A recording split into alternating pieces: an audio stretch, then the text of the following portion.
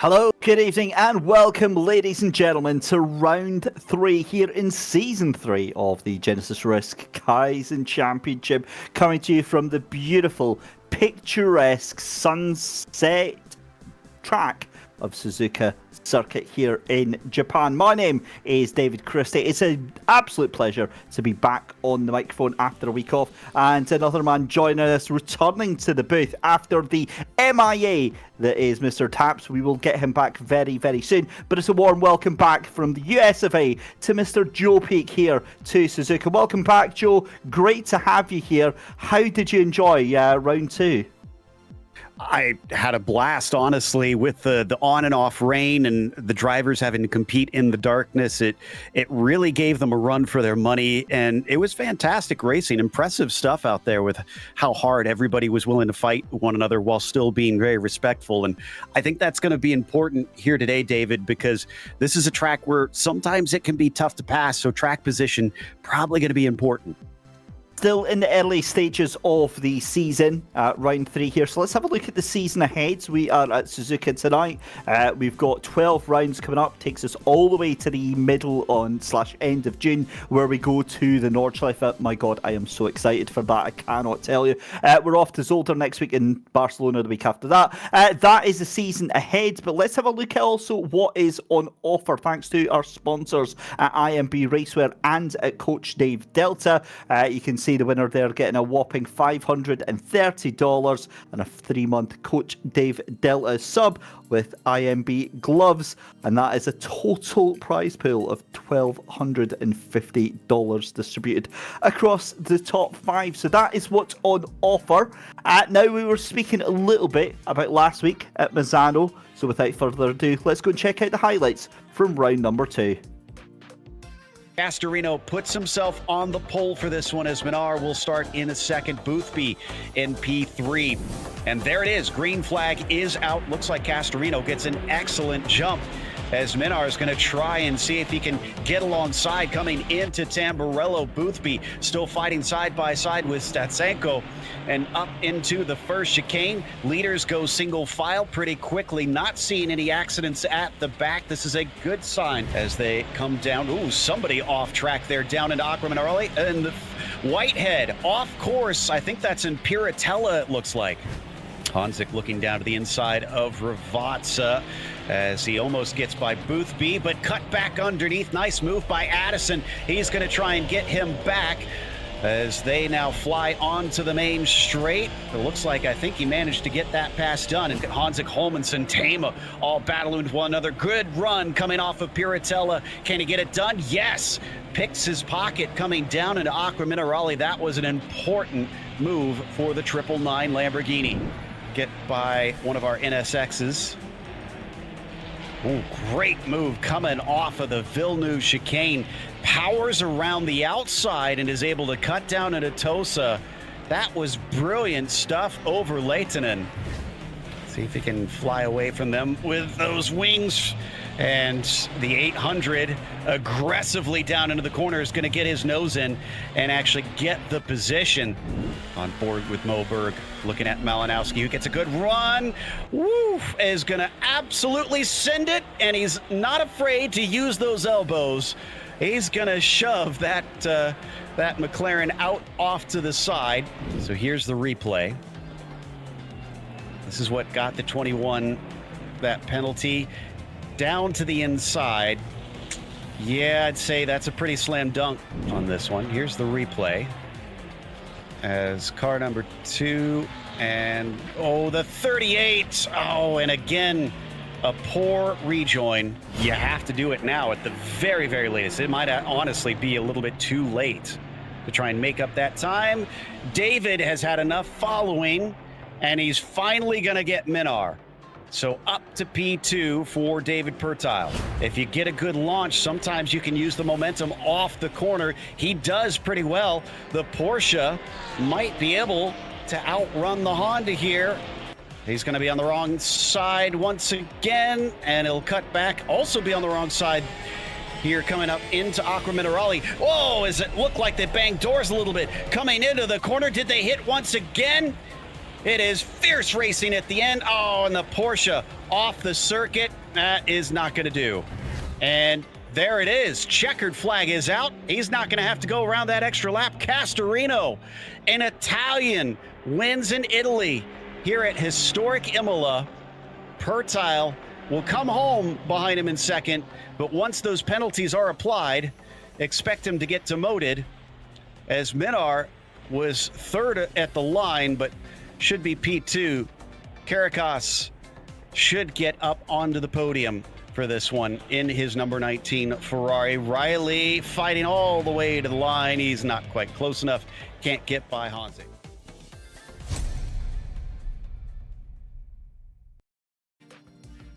Slightly chaotic race there last time out, but some huge upsets in terms of the championship. Obviously, we're still at the early stage of the season, and it says it includes drop rounds, but obviously we're only on round 3, so it won't come into effect just yet. But Grandes Caracas up in the top spot just now. David Pertile in second place, just 15 points behind Philippe Minar, who had that late charge in season 2. He's making an early stand here in the third season, 171 points, just a point behind David Pertile there. Amadeo Castorino there in fourth position. Luke Whitehead, Jaroslav Honzig as well. Gert Fischer in seventh. Tommy Rozier in eighth position. Mikhail Statsenko and Sakari Lehtinen rounding out the top 10. But given that that's only 67 points from first to 10th position, it is far too close to even call anything. In the meantime, another new talking point for us just now is ACC Drive is a brand new ACC live timing service. You can grab your lifetime license for only €25. Scan the QR code on screen now to get your lifetime license for this awesome new service. I'm using it right now, and I've got to say, it is absolutely mint. For me, I obviously, as a commentator, have used quite a few different live timing services, and for me, the fact that you can get everything without clutter, without any sort of different little bits here and there, it's just all on one screen for me. I absolutely love how straightforward it tells you everything you need to know at a glance, and oh so much more. Scan the QR code to get your lifetime license for just €25. In the meantime, let's head over to qualifying. We've got just over 6.5 minutes left to go here at Suzuka. You know, an intensely difficult track here that we're going to be racing on tonight. Difficult circumstances, sorry, not circumstances, but different, you know, situation out there with the track surface right now. Damp conditions. Conditions is the word that I was desperately looking for there, Joe. With it being damp out there, but it's you know, Suzuka, it's that wild mix of incredibly high speeds straights and then into these really tight, twisty sections here. It's going to be an absolute handful tonight. Yeah, I mean, this place started as a test track, and the mix of corners really attest to what you were talking about, that you go up against everything. You need a car that handles the low speed, the high speed, the curved entry zones, the very heavy braking into tight hairpins and things such as that. So having that extra dampness is definitely going to be just another little wrench thrown into things. But as we saw from last round, the drivers have gotten used to that and have experienced that before. And at least they've got daylight to help them see those puddles this time. Yeah, they really, really do. And it makes it so much easier for them, given that we're going to be going into qualifying around about sort of, 25 past is when things are going to finish here. Track temperature as well, very, very cool out there just now. Compared to what it would be on a sunny day, it's down to about 30 degrees. Although, to be honest, being here in Scotland, Joe, I'll be honest, I would take 30 degrees any day of the week. So it's going to be very, very humid out there. Track temperature 35 degrees. And again, it's going to be interesting to see how this all pans out. Luke Whitehead currently on top of the timing tower just now with a 2:04. Let's go on board with Luke Whitehead just now. I think for me as well, it's one of those tracks that, despite it being very challenging and very, very difficult to get used to here, Joe, it's an incredibly satisfying circuit to drive. It feels really, really nice. And what I mean by that is just, it's got a really nice flow to it. You're on the accelerator, off the accelerator, turn the car, back on the accelerator, and it just feels really, really nice to drive here. Yeah, when you get it right, you know it. You can tell that you've nailed a corner and can really find speed, especially here in the Degners as we watch Whitehead come around through there in his Porsche. This one, very difficult though, coming down into the braking of the hairpin, because you can see it kind of jinks off to the right and you're trying to slow it at the same time. That can make some miscommunication if we see drivers try overtakes into there. And then from here, boy, it picks up because you've got spoon curve. Now this one, I always have trouble getting this line because it's a double apexer and you're taking off middle of the corner, you're getting back onto the power, and then you're having to brake again without very many markers to the side to try and tell you where to turn in, where to brake and get it down to the apex. So that one, you might see it make a big difference, especially considering it has the all-important backstretch here following it. It certainly is. And then through that left-hander there, that incredible high-speed left-hander at 130R coming down onto the brakes into the Casio triangle. And again, so easy to get it completely wrong, which is what happened there with Luke Whitehead. As the rain starts to pour down here at Suzuka, it's now went from damp to greasy, and that's it. Qualifying's done. There's no way you're going to get surely any improvements here, although, to be fair, Noah Ader up to second place, Chris Hartfeld up to first position. It goes back to damp, and surely, you've got to say, Joe, surely that's it. Well, and I think what it is those drivers that made time were quick enough on the first part of the lap that they still were able to wrap it up here at the end with the rain just starting and get that quick one in. Everybody from now on, if you were about halfway through the lap, I think that's too much of it being wet. Although Malinowski just took the pole away, and now it looks like Shade down here in 16th. Let's see what he can do in his NSX, and he unfortunately is going to drop a spot down. Shada, actually, no, he gained one up to 15, so he was 16th, went just a hair faster. Unreal, what a time there at pole position there, but we've got 1 minute 43 left to go. The rain teeming down here.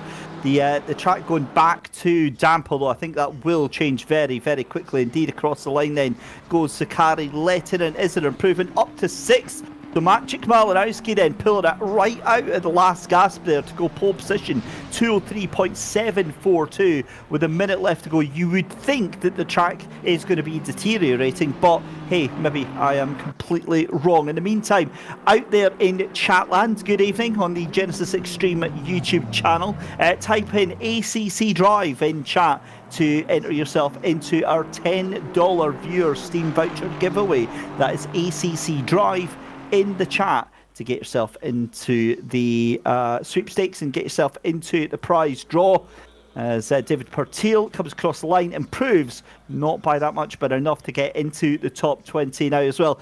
Do you think, Joe, this is going to make some of the drivers nervous now as to the conditions for the race ahead here? Certainly. I mean, if it if they are in those sort of questionable, is it going to be damp? Is it not? What's it going to feel like when we get going?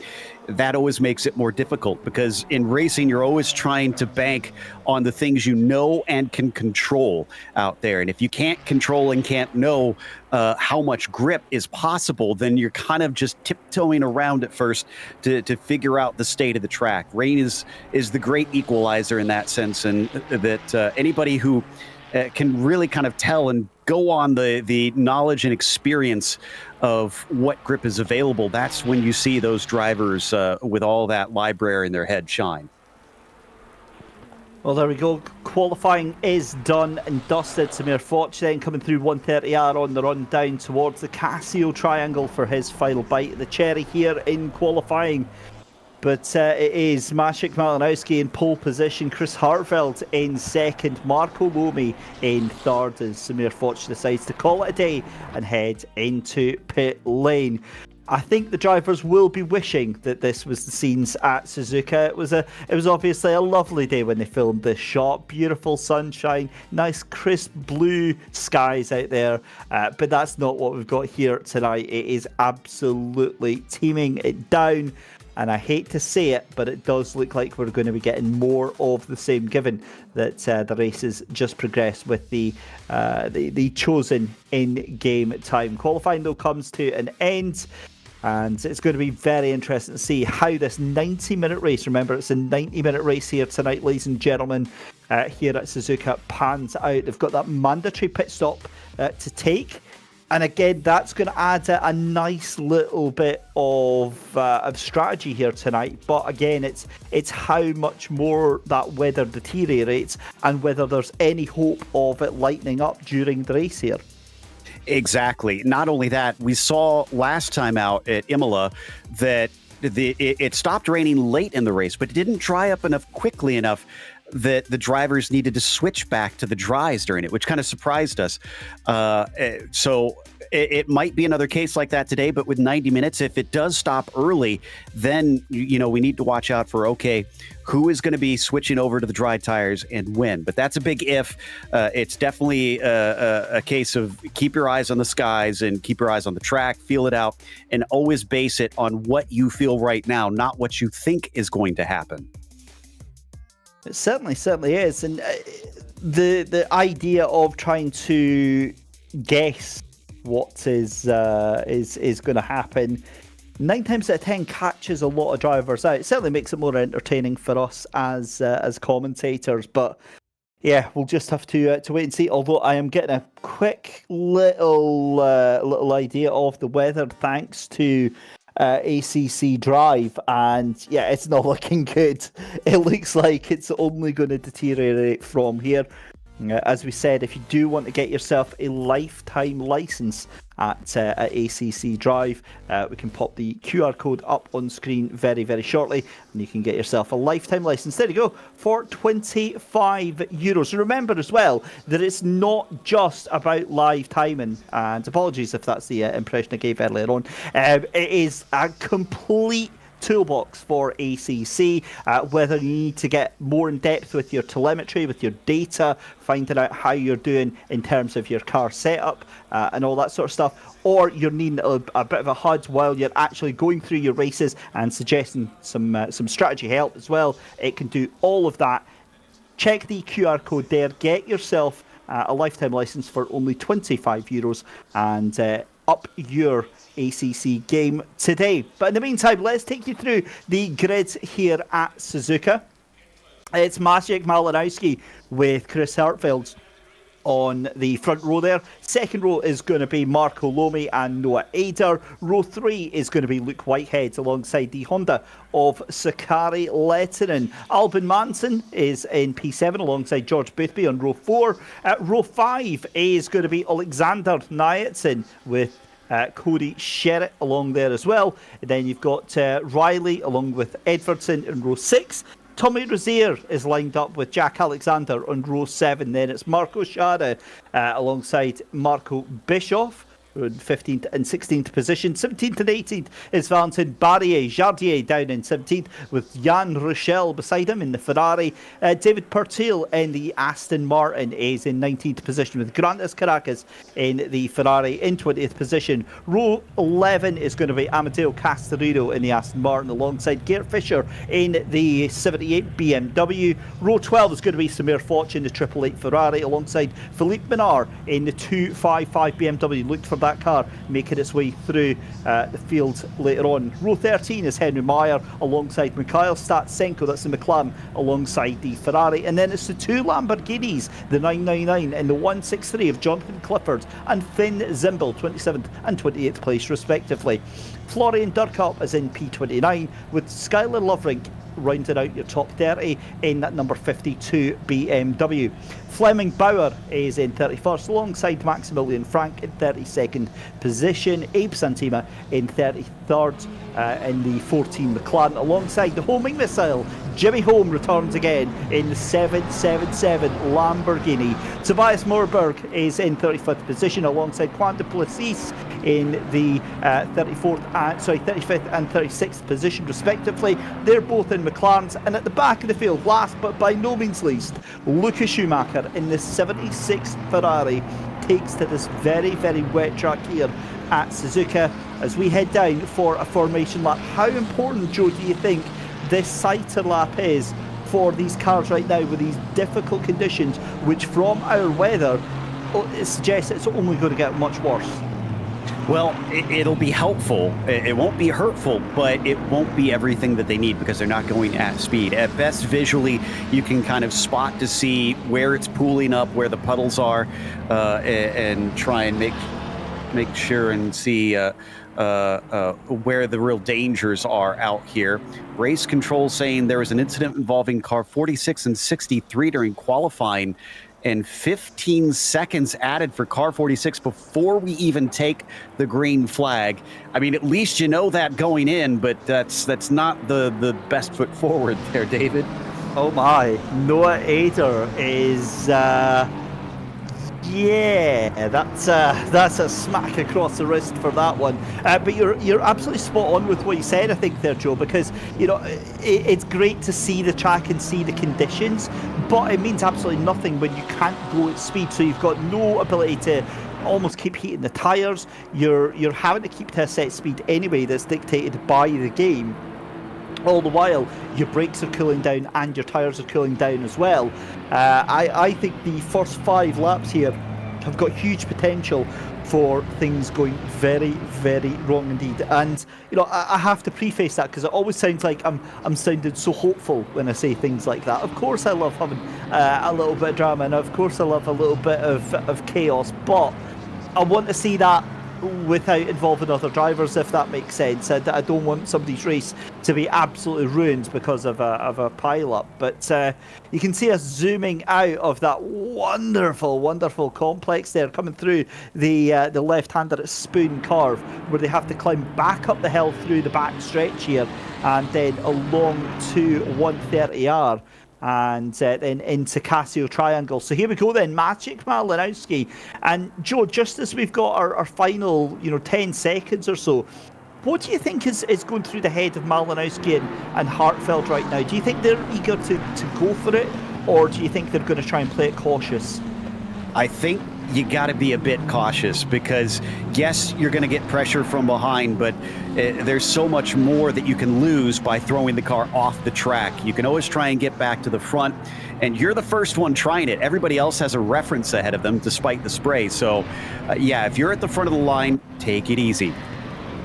Here we go then, side by side into the Casio Triangle. Although, maybe I jumped the gun a little bit. Now they're side by side. Maciek Malinowski and Chris Hartfeld, the Porsche and Ferrari in harmony, side by side for the start of race 3 here of the Genisus Risk Kaizen Championship. Round 3 here from Suzuka. 90 minutes, the first of our 90-minute races. We'll have 4 of them across the entire season. It is pelting down. Get your raincoats on, ladies and gentlemen. Get the cups of coffee and cups of tea on the go, because this is going to be a cold, miserable affair. We get going, we get the green flag. Malinowski off to the start then, and Chris Hartfeld immediately jumps into the toe. He isn't messing about trying to outbrake into turn one, although there goes Marco Lomi. That was brave, that was bold, and well, that wasn't quite so beautiful there, Joe.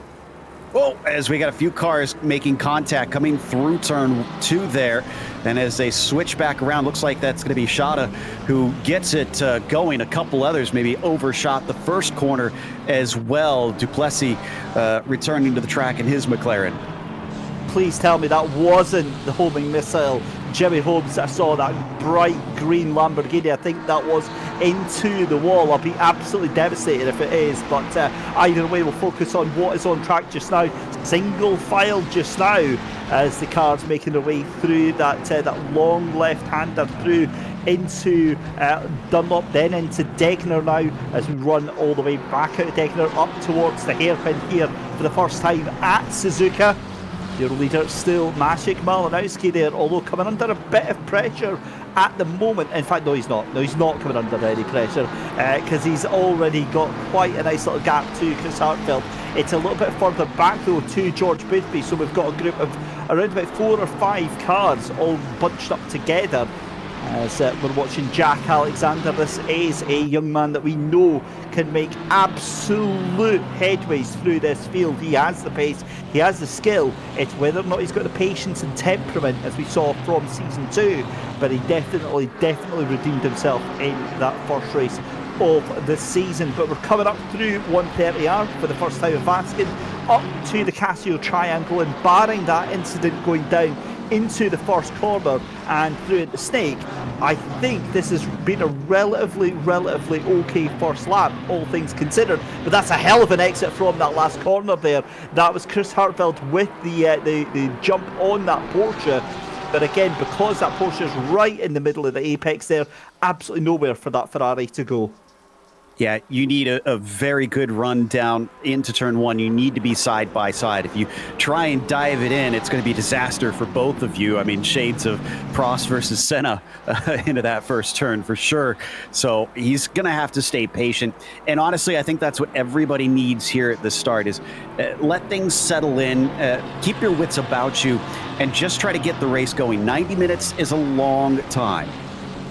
It certainly is, as we've got more chaos and carnage off in the background this time.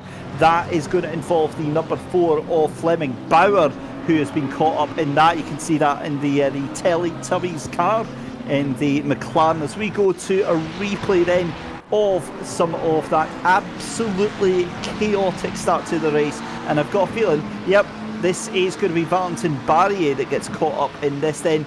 A little boop from behind, and he is sent off into the grass. I can imagine that his chat, and again for good measure, I think it's safe to say his chat are usually quite a feisty bunch, and it's safe to say I think they'll be very opinionated on that one, maybe even out for blood a little bit there. Well, I mean, credit to Barrier. Not only did he save it from going off into the wet grass and back onto the circuit without hitting the car next to him, then he had to save it again because the car behind ran into the back of him, as Riley really finding himself under threat here with Sherritt just behind him, and actually now side by side coming out of Spoon Curve. Got to watch out because it's a long run down the backstretch behind them.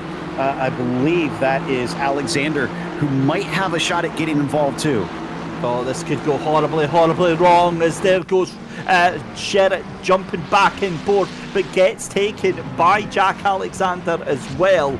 So Alexander does take the position there, coming through 130R. As that is a huge hit, huge contact. That's a car off into the barrier, and that is going to be a retirement there for Tommy Rozier. That was a brutal contact coming into Casio Triangle, and you knew that was always going to happen there. I mean, we're, 5 minutes into this race here, and it's really difficult to get any space, as we see Valentin Barrier just watching this fight in front of Grantas Caracas and Amadeo Castorino trying to go around the outside of the first corner. Like I said, you got to mind your P's and Q's a little bit here, especially with everybody else seeming to be very aggressive at the start. It can so easily go awry. So give them some space, set yourself up to try and capitalize on their battle, and that's your best bet in this situation. Castorino, not seeing the heroics up at the front this time for him as he's mired in the middle of the pack. And thankfully, the spray doesn't look too horribly bad, despite it really coming down as much as it is. I think that is going to be a pretty rough day at the office for a lot of these drivers right now. David Pertil in the 21 Aston Martin trying to get ahead of Jardier there. But yeah, I have to go back to what you were saying there earlier, Joe, about Valentin Barry and that the fact that he held on after all of those bits of contact. Is we've got another yellow flag there. That's the 194 of Quang du Plessis, who has come into strife there, second last just now. In fact, that drops him now down behind the 76 of Lucas Schumacher, and that car will have a lot of work to do to recover anything from this race. Meanwhile, back up at the front, it is still a fantastic job there from Maciej Malinowski just now. Our time is showing Skylar Loveridge in the lead of the race, but that is only because Skylar's escaped back to pits. That will change as Maximilian Frank here under all sorts of pressure, and we cut to Grantis Caracas up in 14th position then, under pressure from Anteo Castorino. So Noah Ader up or down rather to 5th position and has that 15-second penalty.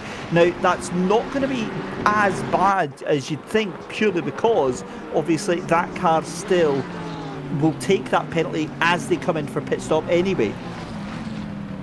Exactly, and the thing I was making noises about was Frank actually was under threat because he had a horrible run through Spoon. Can't believe he held onto the car. There's some brave drivers out here, honestly, that are dipping their tires off into the AstroTurf, the painted areas, or onto the curbs, which are always kind of a big no-no. You don't want to abuse those too much or lean on them, because that will spin you out so easily. They're so much more slippery. And this is a better idea of what the visibility is like. This doesn't look nearly as good as it did on the roof cam, and drivers are struggling a tad bit to try and see what's up ahead.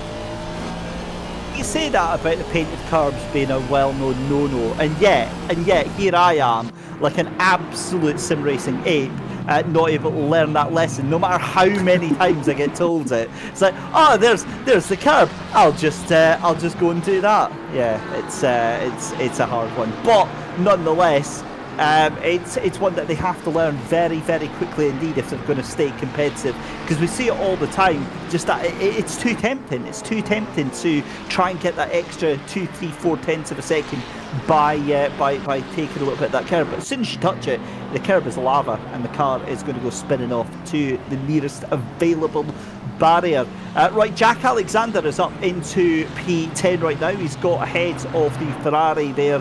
The McLaren just behind him there of Nyatsin. So the 838 has been banished. I did say Jack Alexander is a driver that's able to make some big headway, and he's making that already within 9 laps here, as we've got Albin Manson trying to go to the outside of Sakari, letting in. That was a move and a half, and letting in also getting taken there by George Boothby, who gives him a less than polite shoulder check for all his effort there. I mean, sometimes you got to get those elbows out, especially through the chicane where you got to fight for your track position, and you need that good exit. So as long as you're not completely shoving somebody off the circuit, it's all fair game. As long as you're side by side, I guess the Americanism, rubbing is racing, as Falk is going to be coming down and unfortunately losing the spot into turn 1. At some point into that turn, if you're side by side, somebody's got to give way. See, I'm sure it is Samir Foch, but I've always pronounced it Samir Foch because I'm Scottish. It's just too dangerous. It's too dangerous to try and pronounce it that way, because it will happen, and then it'll be on YouTube clips for the rest of my eternity. So I'm just, I'd rather deal with the pain of an abuse of saying somebody's name wrong than say something terrible. There we go, though. Great job for Luke Whitehead to get up into P2. So that Porsche getting past Chris Hartfeld. The thing with it, though, at the early stage of the race, it really does look like these Porsches have the measure in this race, although we've only got 2 of them in the top 10. But it looks like, now Sakari Lehtinen, not only has he been manhandled by George Bethby, he's now found himself on the exit of Spoon Curve, of the left-hander there at Hairpin. And, well, we'll have to wait for a replay there and see whether that was assisted or not, but it's safe to say that that Honda has not been having a great day. And I'm hearing autos from our producer in the background, which I'm going to take, ladies and gentlemen, as reading the room here, reading a little bit of the body language. I'm going to get the feeling that he was escorted out to the kitty litter there. Let's have a look here. Coming through into Hairpin. It's going to be a bump from behind. It is. Oh, he's been murdered. Oh, that is... Yeah. Now, here's what's extra hurtful about this one is Lehtinen is the highest Honda. This is a Honda track. This was their test track, actually, for a lot of years. In fact, it might still be. And he is still the highest Honda, but he went from 9th place down to 17th.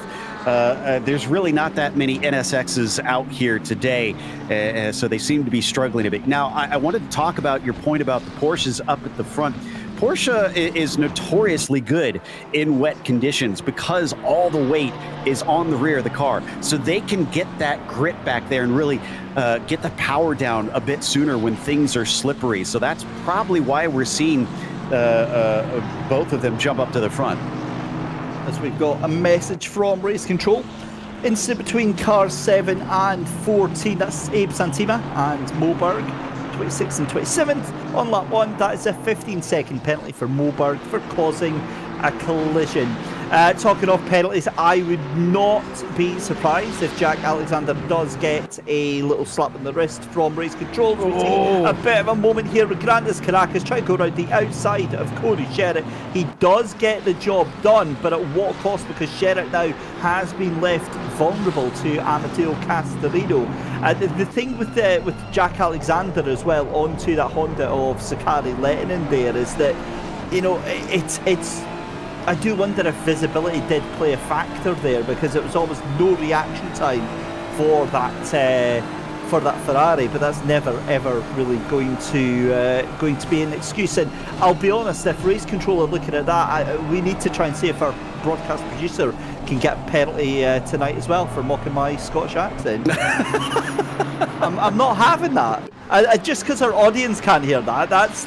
I need to find where our Genesis. How rude. Risk, I need to find where our Genesis Risk HR department are.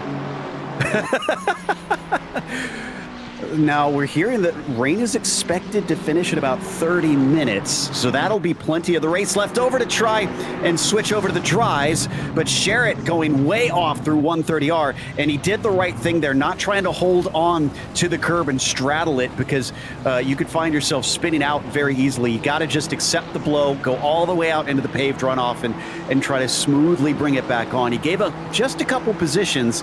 He's thinking about trying to get one back, but I just don't think that's going to happen coming down into turn 1. Yeah, you've got to be much closer than this. But battle rages on, and whoop, as the 21 also has his own issues back there. That's going to be Pertil, who finds himself going off course. But yeah, I think some of what you were talking about earlier about cars getting into one another, they're so close together, the racing is so tight here, that if you just outbrake yourself by that little bit, especially into corners like the hairpin, you're going to see those contacts. You absolutely are, and it makes it so difficult as well, because you're on a knife's edge every single corner of this track. Now, you mentioned there about the rain easing off in about half an hour.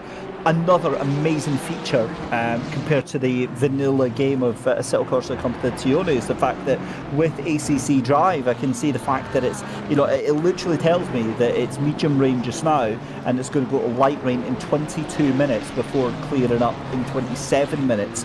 Rather than getting the 10-minute interval, 30-minute interval in the game, that little bit of information could be absolutely crucial in helping you decide what you're going to do with your setup and with your strategy calls as well, because that rain is going to ease up exactly as the pit window opens. As that's a huge moment there for the 838 of Nyatsin there, of Alexander Nyatsin, and that car has very much been struggling here, but the Ferraris kind of sticking together, kind of clumping together here, and Caracas will take that position, but for how long? Because the McLaren wants to take it back, but it's definitely looked very unstable right now.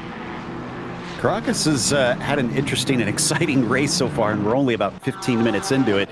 And I believe he had a lot going on back at Imola as well. So he seems to thrive in these sort of situations because he's been picking them off bit by bit as we check out the Porsches once again, just kind of running away from Hartfeld in his Ferrari. And then we've got Lomi and the Aston Martin just kind of trailing behind. But this is formation flying between these two up at the front. Although I kind of wonder, does Whitehead want to put some pressure on Malinowski to try and take this lead away, or is he content to let them get some gap before they start to tussle? That is a very good question, and to be honest with you, I do not have the slightest clue right now. Oh, come on. I'm not... What good are you now? Do you hear that sound? That's the sound of me getting splinters from sitting on the fence on that one. That's... I think that... I want to see it happen, but I know that from previous experience, Luke Whitehead isn't that type of driver. He's like Boothby in that way. He'll wait it out. He'll sit so patiently right on the back, not do any stupid moves whatsoever, even if it meant having to take second place, because he knows how important those points are when it comes to the championship.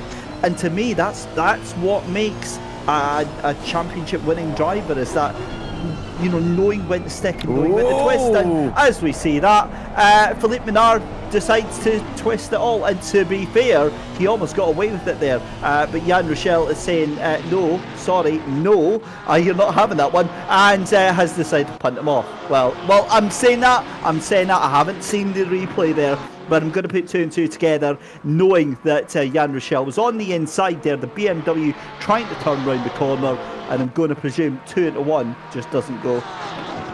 Well, and Menard honestly was pretty lucky, because Rochelle basically gave him the space. He could have shoved Rochelle off, but because he had the heads up to do so, that helped out. I wonder if Menard kind of did the reverse there and didn't give him enough space, and we saw him just kind of, Rochelle basically get a little bit of a slip and wind up hitting him off accidentally.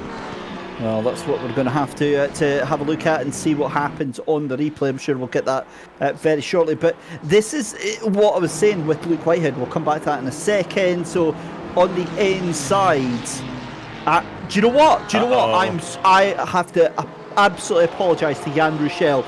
Jan Rochelle was busy having his own race, and that was completely on the BMW there. There was no... and when I say it was on the BMW, look, it's a wet line. It's a very tricky wet track that could happen to anyone. But Jan Rochelle couldn't be further from being anywhere near involved in that.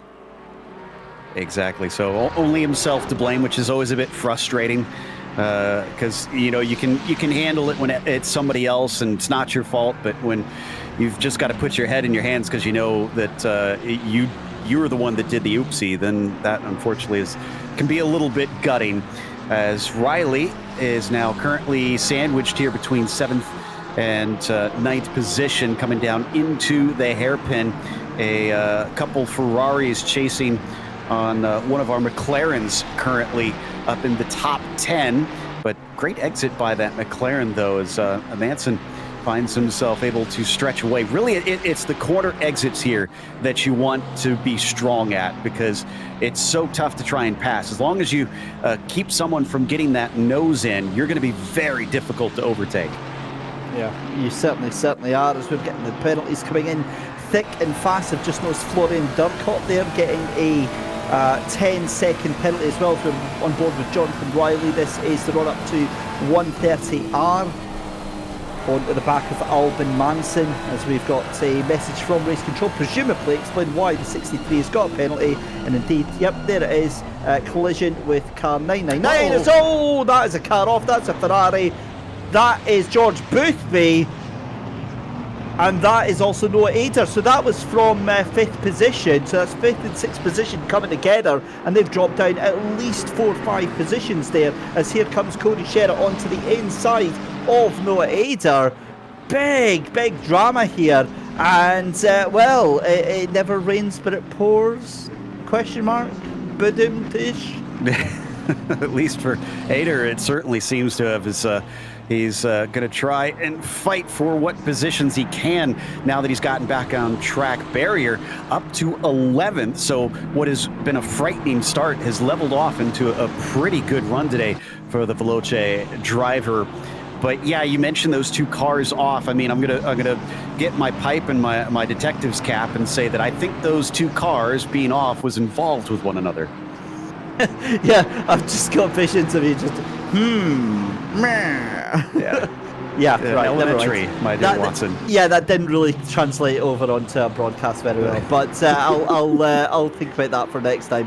Never mind. Right, back to the fight for 6th position. Then you've got Riley, you've got Caracas, Albin Manson, and Amadeo Casarino at the back of the fields coming through the hairpin on the run down towards Spoon Corner.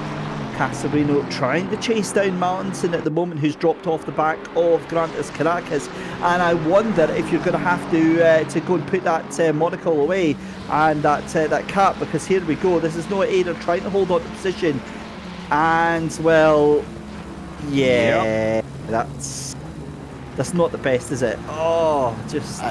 I'd have to take another look at it, because from that angle, it almost felt like he did kind of have the nose in, and you should have been given space, but maybe I wasn't watching close enough, and it was too late of a dive to expect to be able to give him a bit of apex down there. Whatever the case, they didn't get away with it clean, and both lost positions. Yeah, from what I saw from Noah Ader was that he'd had a moment coming into 130R.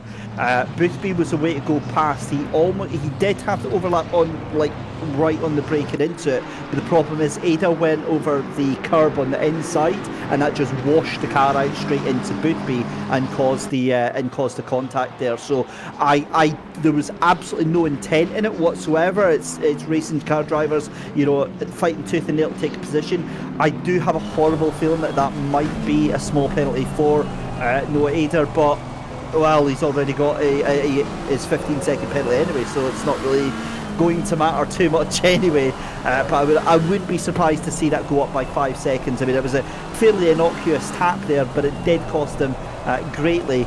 The problem that we always have to remind our viewers and everyone that's taking part is the fact that it's the incident that gets penalised, not the aftermath. So if you cost somebody 10 positions and it was just a little nudge, it's only going to be treated as just a little nudge, because, as I say, they're treating the incident, not the outcome. Exactly. And honestly, you said it doesn't matter as much, as Bertil is going to try and see if he can get yet another spot from this McLaren, as Nyachin is going to cover him off down into the hairpin, but it's too shallow, and ducking back underneath. That was savvy stuff, as David has gotten himself now up into, I think that's 11th place.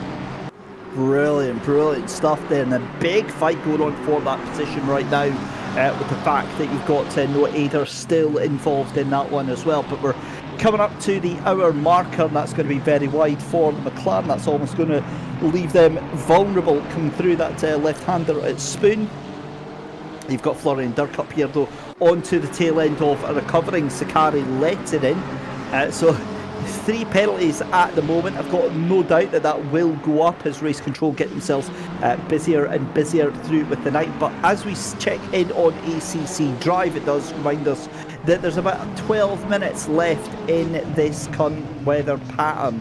12 minutes before it turns to light rain, and then 18 minutes before it does clear up. However, there will still be a lot of surface water on the track, as Luke Whitehead starting to put the pressure on Maciej Malinowski and start to make me look like a bit of an idiot, saying that he wasn't going to pressure for the lead. Well, I mean, it's always hard to predict these things. You think you know a driver, but it is a bit surprising, especially since you say he tends to be one to try and bide his time and wait for the right opportunity. But it could be that he feels comfortable driving this close, and he's keeping the pressure on to see if he can get a mistake out of Malinowski. So I wonder if maybe he's just thinking, I just fill his mirrors, I let him do his thing and run my line. And if he can stand up to it, I can try later. I've got lots of race. I can maybe use pit strategy to jump him. But right now, I'm going to put it on him to try and drive a good race. Now, I want to step back to one thing that you mentioned earlier that I wanted to try and touch on. You talked about you've already got the penalty and it doesn't matter as much. If anything, I'd say it matters more. When you've got a penalty, especially a time penalty for post-race, you have to collect yourself. We always talk about the red mist coming down. If you're driving in anger, if you're not staying focused and just trying to do your job out there, you can keep adding those up and they collect and it makes a bad day worse. You have to try and basically do damage limitation once you've got that initial penalty. Well, I mean, so the first thing I'd say to that is remember that these penalties will be served when they come in for their pit stop. That's true, yeah. So the reason I'm saying that is so they don't have to come back down pit lane again to serve it. So if you've already got a 15-second penalty there, then having an extra 5 seconds isn't going to... Oh, my God, what is going on here? Right, we'll come back to that thought, because we've got, like, all hell breaking off, and somehow Noah Ader's right at the front of this field. What has just unfolded here? We've got Marco Bischoff. I have got the feeling that we are going to have a very, very expensive 5 minutes here, ladies and gentlemen. Marco Bischoff right onto the tail end of Noah Ader. You've got Alexander Nyatsin coming into Casio Triangle late on the brakes as well. He's absolutely scuffed that one, tries to keep the foot in there, gets involved with Cody Sherritt. You've also got Sakari Lettinen trying to get involved here as well. Oh my goodness me, this is going to end in absolute tears right now, as you can see in the background as well. Marco Schade is there. You've also got one of the lapped Lamborghinis. In fact, that might actually be Zimbel in the 24th position car right now. But with just over an hour left to go in this third round of the Genisus Risk Kaizen Championship here from Suzuka, I wonder if many of the lessons have been learned from our last round have been applied here, because it's certainly, we were questioning about the driving standards at Imola, and it's a lot cleaner so far just now, but still it feels like some very, very silly moves being made here. Well, maybe some of that patience is wearing thin. Drivers starting to be tired of riding behind. We're now a third of the way into the race, so some of the decision making maybe not as clear as it was at the beginning, but we'll see if cool heads prevail in the end on this one. You mentioned those Lambos too. I was kind of curious because we saw a good number of them that seemed to fare well at Imola. Our highest right now, Finn Zimbel in 24th. This is not a track, I think, for the Bull, unfortunately.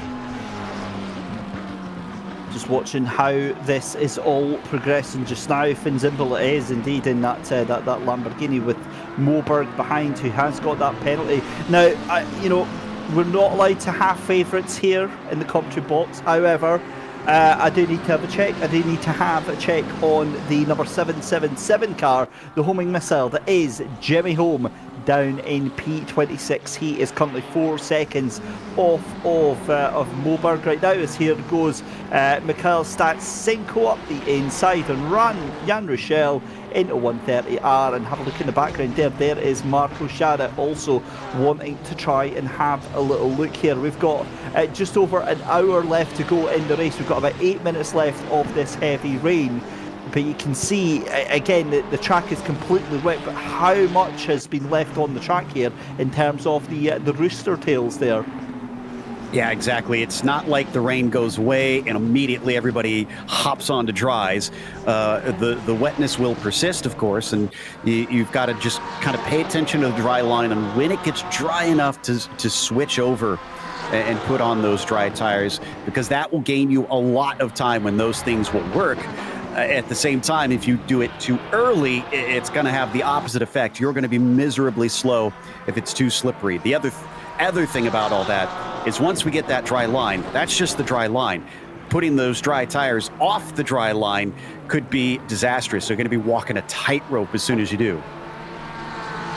Certainly are, and it's going to be fascinating as well, because obviously with it being Suzuka and with it being absolutely pelting it down right here, the pit window obviously only opens for around about 20 minutes here.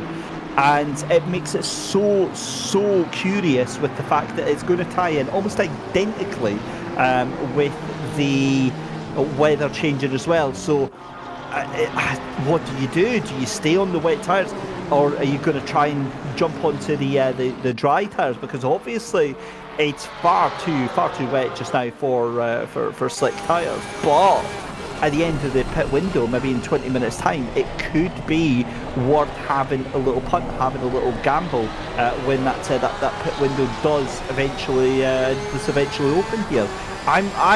That's what I would do. I would wait until the end of the pit window and then pit for dry weather tyres. Well, here's the question in that, because I'm not as familiar in this series whether or not the overcut or the undercut is the better option. Because if the overcut is the better option, then yes, I'd say it's a slam dunk. You go as long as you can to hope that it'll make sense to switch to dry tires. If the undercut is better, then it's going to be a gamble, because if you pit earlier, then maybe you could get quite a bit of time putting some extra fast laps over on your rivals. We'll have to wait and see, and you'll have to let me know if it's better to go longer to try and shortcut. Well, there's no real clear evidence on that, because it purely depends on who's out in front, who's chasing them down. We've seen instances, we've seen tracks where the undercut works well. We've seen tracks and drivers where the overcut works well. So again, unfortunately, there's no real sort of solid info on that one. Let's get a quick message, an update from Race Control. Incident involving cars 7 and 14. It is a 5-second penalty to Moberg for causing a collision. So 15 seconds goes up to 20 seconds for Tobias Moberg. That is a day going from bad to worse. And given that we're already on to lap number, let's have a look here, lap number 14, and we're looking at incidents from lap 2, we've got a long day ahead of us for Race Control. I feel really sorry for them. Normally, they like to get a nice quiet day, but it's not going to happen today. Also, remember, ladies and gentlemen, watching at home, type ACC Drive in chat to get yourself involved in the giveaway. We're giving away a $10 Steam voucher. So ACC Drive to get yourself involved in that. Just type it in chat, and that's all you need to do. In the meantime, you can obviously get yourself a lifetime license to ACC Drive by scanning the QR code that's shown on screen in just a second, and you can get yourself a lifetime license for ACC Drive, the all-in-one ACC toolbox that will take your racing to the next level. Whether you need an on-screen HUD, whether you need help with your lifetime and help with your strategy to understand exactly what your car is doing a little bit better, it can do it all for you. Get your lifetime license for just €25 and get yourself onto ACC Drive. So we've got less than 60 minutes left to go in this 90-minute race here at a rather soggy Suzuka. We've got about 3 minutes before the rain turns to light rain, and then 9 minutes before the track clears, or rather the rain stops. I'm not going to say the track clears, because that is something completely different. But for me now, knowing that rain is going to stop in 8 minutes, I would be very tempted to jump onto the dry weather tyres. Now, that being said, if I see another little rain cloud appearing in, say, 15 minutes, that's going to be, that's going to be a very different thing altogether. Exactly. So read the skies, like I said, and pay attention to what's happening. Keep your wits about you, because strategy, once again, much like we saw at Imola, seems to play a big part of today's race. Not just who's the quickest out there, but who makes the right call at the right time. Last time it was Castorino here in his Aston Martin.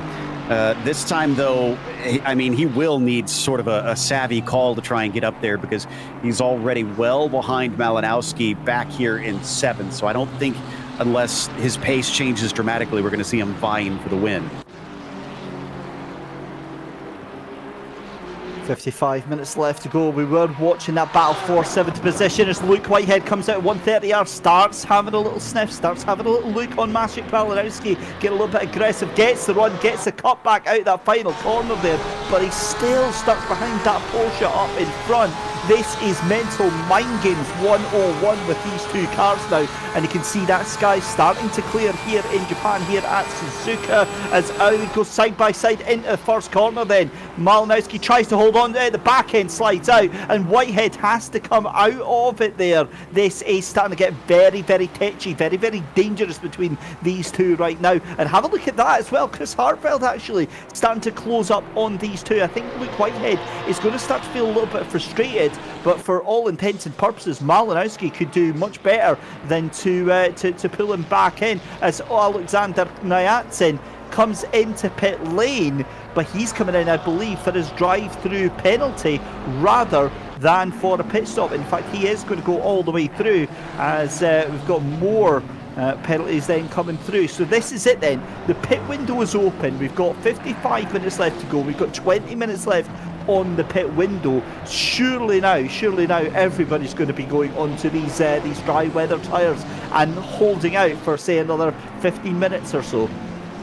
Yeah, it's so close to lightening up to nothing at this stage. Like I said, based on the predictions, to me, the smart call is stay out, hold on, and wait and see what the track is going to evolve to, and make the call based on that. Because the last thing you want to do here is add to your time having to go through the pit lane again and get another set of tires.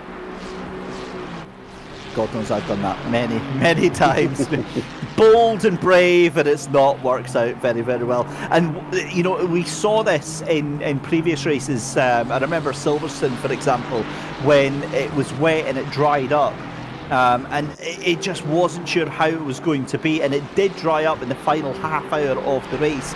And the dry tyres really did come into life, but it wasn't quite enough to see off those wet weather tyres, because the wet weather tyres were about 4 or 5 seconds a lap slower than the dry weather tyres, but the damage had already been done. The problem, I think, is that, you know, Maciek Malinowski at the front hasn't been able to open up a gap on Luke Whitehead, so there is absolutely nothing between the two of them. And for me, the big surprise is Chris Hartfeld. He is coming very, very fast indeed in a 57 Ferrari, 1.7 seconds now. So he's taken around about 0.7 of a second off of these pair in front every single lap. It was half a second last lap there. Yeah, he's looking quick. And this is why I said at the beginning, Whitehead might want to wait, give themselves a gap on Malinowski so that he's not a problem, because you can see how fast him starting to challenge Malinowski has caused them to be caught up here. And really, it's only Hartfeld that is their issue right now with him chopping down. Lomi is just a little bit too far behind to present a risk, at least at this stage. I mean, if they all get stacked up, then you might have a 4-car train, but I think that's unlikely, especially with the pit stops now a possibility. And that's the other thing that you have to watch out in this is Malinowski almost kind of needs to either watch for the signs that Whitehead is going to pit and try to cover him and pit in at the same lap, or just make sure that as soon as he sees him disappear, he comes in the next lap so he can't get jumped. See, I'm going to be on the opposite side of that. I think Malinowski needs to stay out longer than Luke Whitehead. Luke Whitehead's obviously got the pace right now, and he's trying to just hold in behind Malinowski. But if Whitehead does come in, this track is not going to dry up completely and get the best out of slick tyres in the next 15 minutes. That's what I'm thinking anyway. So at any point, Luke Whitehead comes in, he's going to be on, say, dry weather tyres. Malinowski needs to stay out there because he's still going to be on the better tyres. He's still going to have the better pace. As we see side by side, George Boothby then tries to take the position from Albin Manson through 130R. That was a bold move to take that position from the 127 McLaren. Have a look in the background as well. David Pertil, the fastest man on track as well. They come through the Casio triangle. Pertil snatches that position like candy from a baby, and the fastest man on track right now, Chris Hartfeld. That track is starting to speed up right now, and there's a good 10 minutes at least left in these wet weather tyres. Oh, this is starting to get very, very nip and tuck. 2 minutes left of this very light rain, but is there going to be any more in the background? I don't think there is. It certainly looks like for the next half hour at least, it's going to be clear weather, as we've got another 2 minutes left of this rain. And they've, like you said, they've got to watch that and then watch the track, see how the conditions are, read that. Now, to your point about Malinowski trying to go long, more so I feel like he needs to make sure that he just covers off Whitehead, so that if Whitehead gets the clear air, because it seems like that 55 Porsche is a bit quicker right now. If he gives them that clear air, he needs to react so that he can keep them behind, because as soon as Luke, I think, is out in the open, he's going to be gone. I completely agree. Completely agree with you. Which is maybe what's frustrating Luke Whitehead just now. He knows he's got the pace to get past Malinowski just now, but just not having the safe opportunity to do so. And Malinowski's best bet might be to actually encourage that and bring Chris Hartfeld into the mix. It was, remember, 2.4 seconds, then it was 1.7 seconds, now it's 1.2 seconds. I've got the feeling this is going to be around about a second when they come across the line this time by. Still no takers in the top 25 for pit lane as of yet. Again, we've got about a minute left in the rain, and I think, like I say, at least for the next half an hour, that is going to be completely clear weather as Grantis Caracas all over the back of Jonathan Riley, the two Ferraris duking it out here, the 51 and the 19 respectively. You've got Amadeo Casarino in the background in that 23 Aston Martin. They come across the line to start their 19th lap of the race here, a 90-minute race of Suzuka. And there's, yep, the rain has stopped. In confirmation, we are going to have clear weather at least for the next half an hour here. So slick weather tyres are going to be the order of the day, but it's going to be about that crossover point and finding when the best point to go on them is. And I think it stopped for the final 15, maybe 10 minutes of Imola. So, and like I said, everybody stayed on their wets for that one. Nobody came in to try and put the dries on. So I expect it's still probably going to be a bit before we see anybody try to duck in and put those dry tires. But, you know, wait and see. Sometimes the tracks maybe dry just a little bit differently from one another. As a barrier here still running in 11th place. Again, I'm super impressed the way that he's recovered from the start of this one to pull home what is close to a top 10, although he's got to catch up Pretil by what looks like about 2 seconds if he wants that. Well, let's see how this keeps going, because honestly, fantastic race that we've had so far tonight. It is very, very enjoyable, and again, it really is a testament to how serious they take this championship now.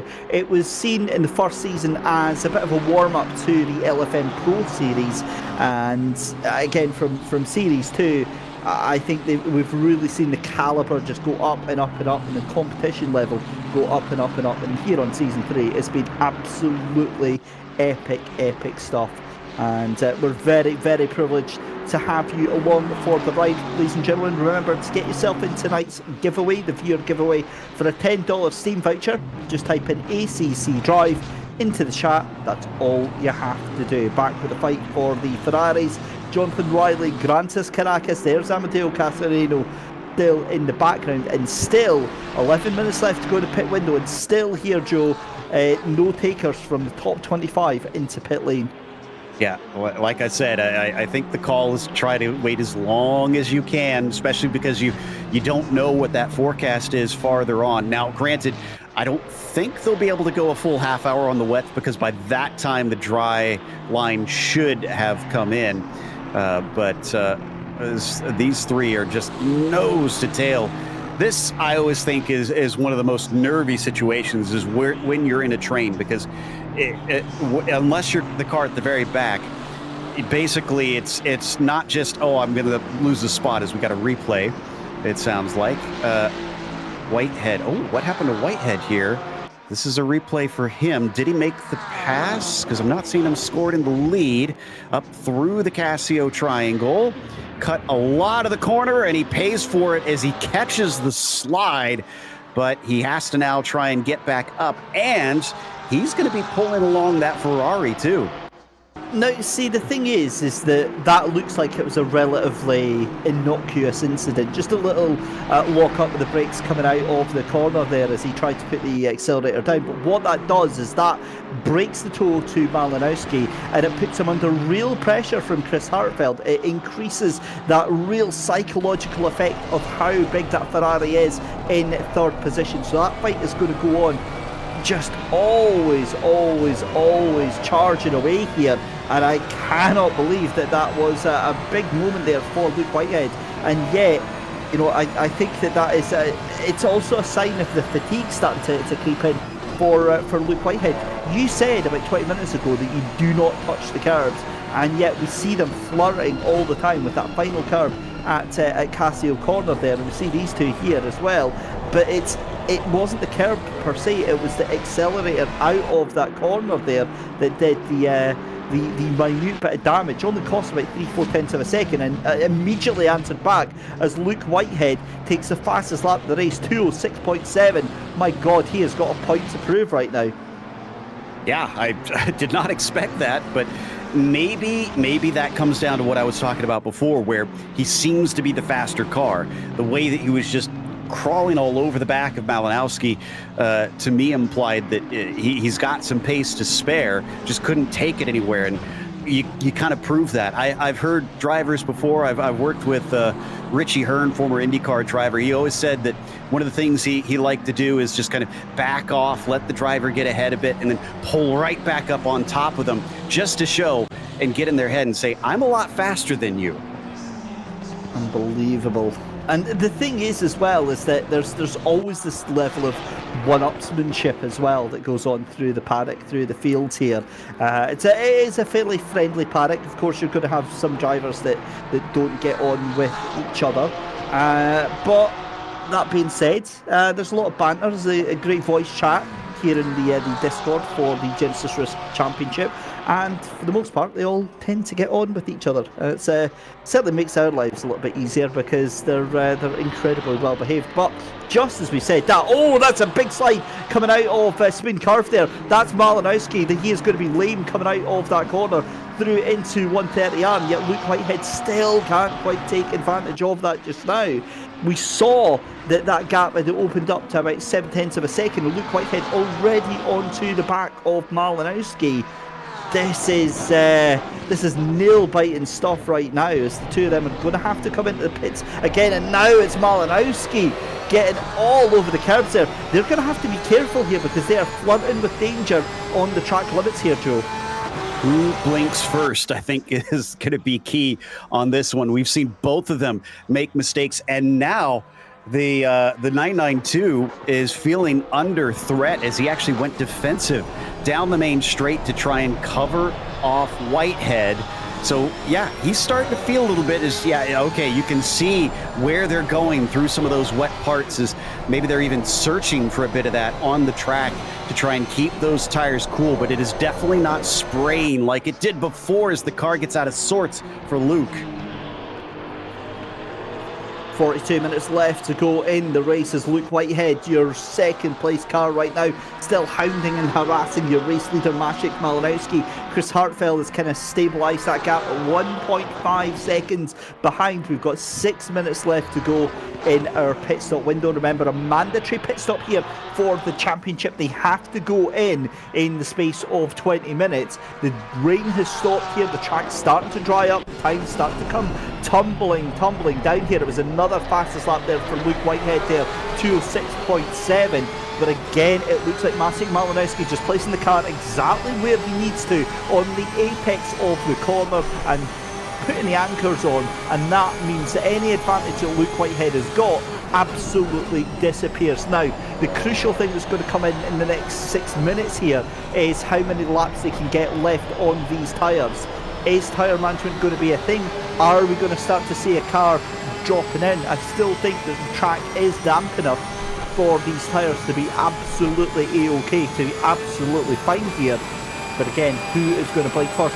Are they going to both pit at the same time? Because the sun coming out here as Luke Whitehead goes through 130R. Are we going to get any pit takers this time by?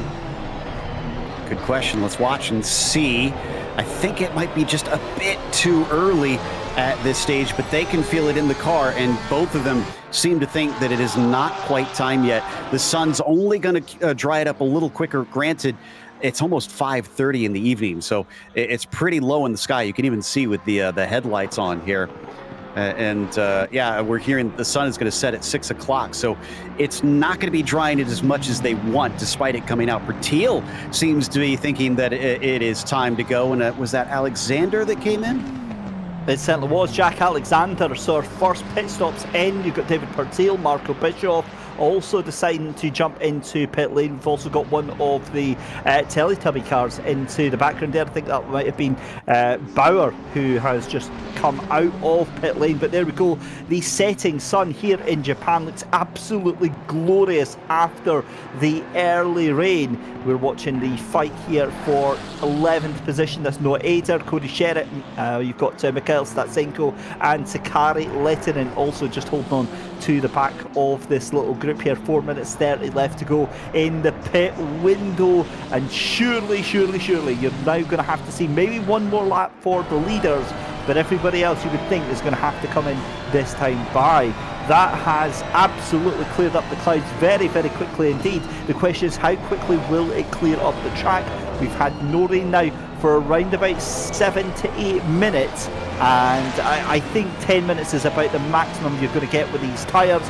So everybody's going to be fine, put it that way, but it's whether or not you decide to play it cool and hold things up here. Meanwhile, fastest car on the track right now is Grantas Caracas, still chasing down Jonathan Riley in that battle for P5 and P6.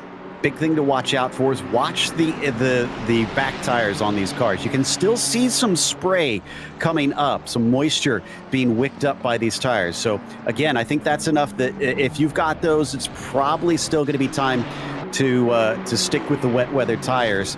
Once that starts to go away around the majority of the track, then you slap on the dries and you get out there. And looks like our leaders agree as Malinowski pits in. Did Whitehead carry? Yes, he did. He carried on. That is going to be potentially huge there. I think that's the real misstep there from Maciek Malinowski. I think he needed to have Whitehead blink first.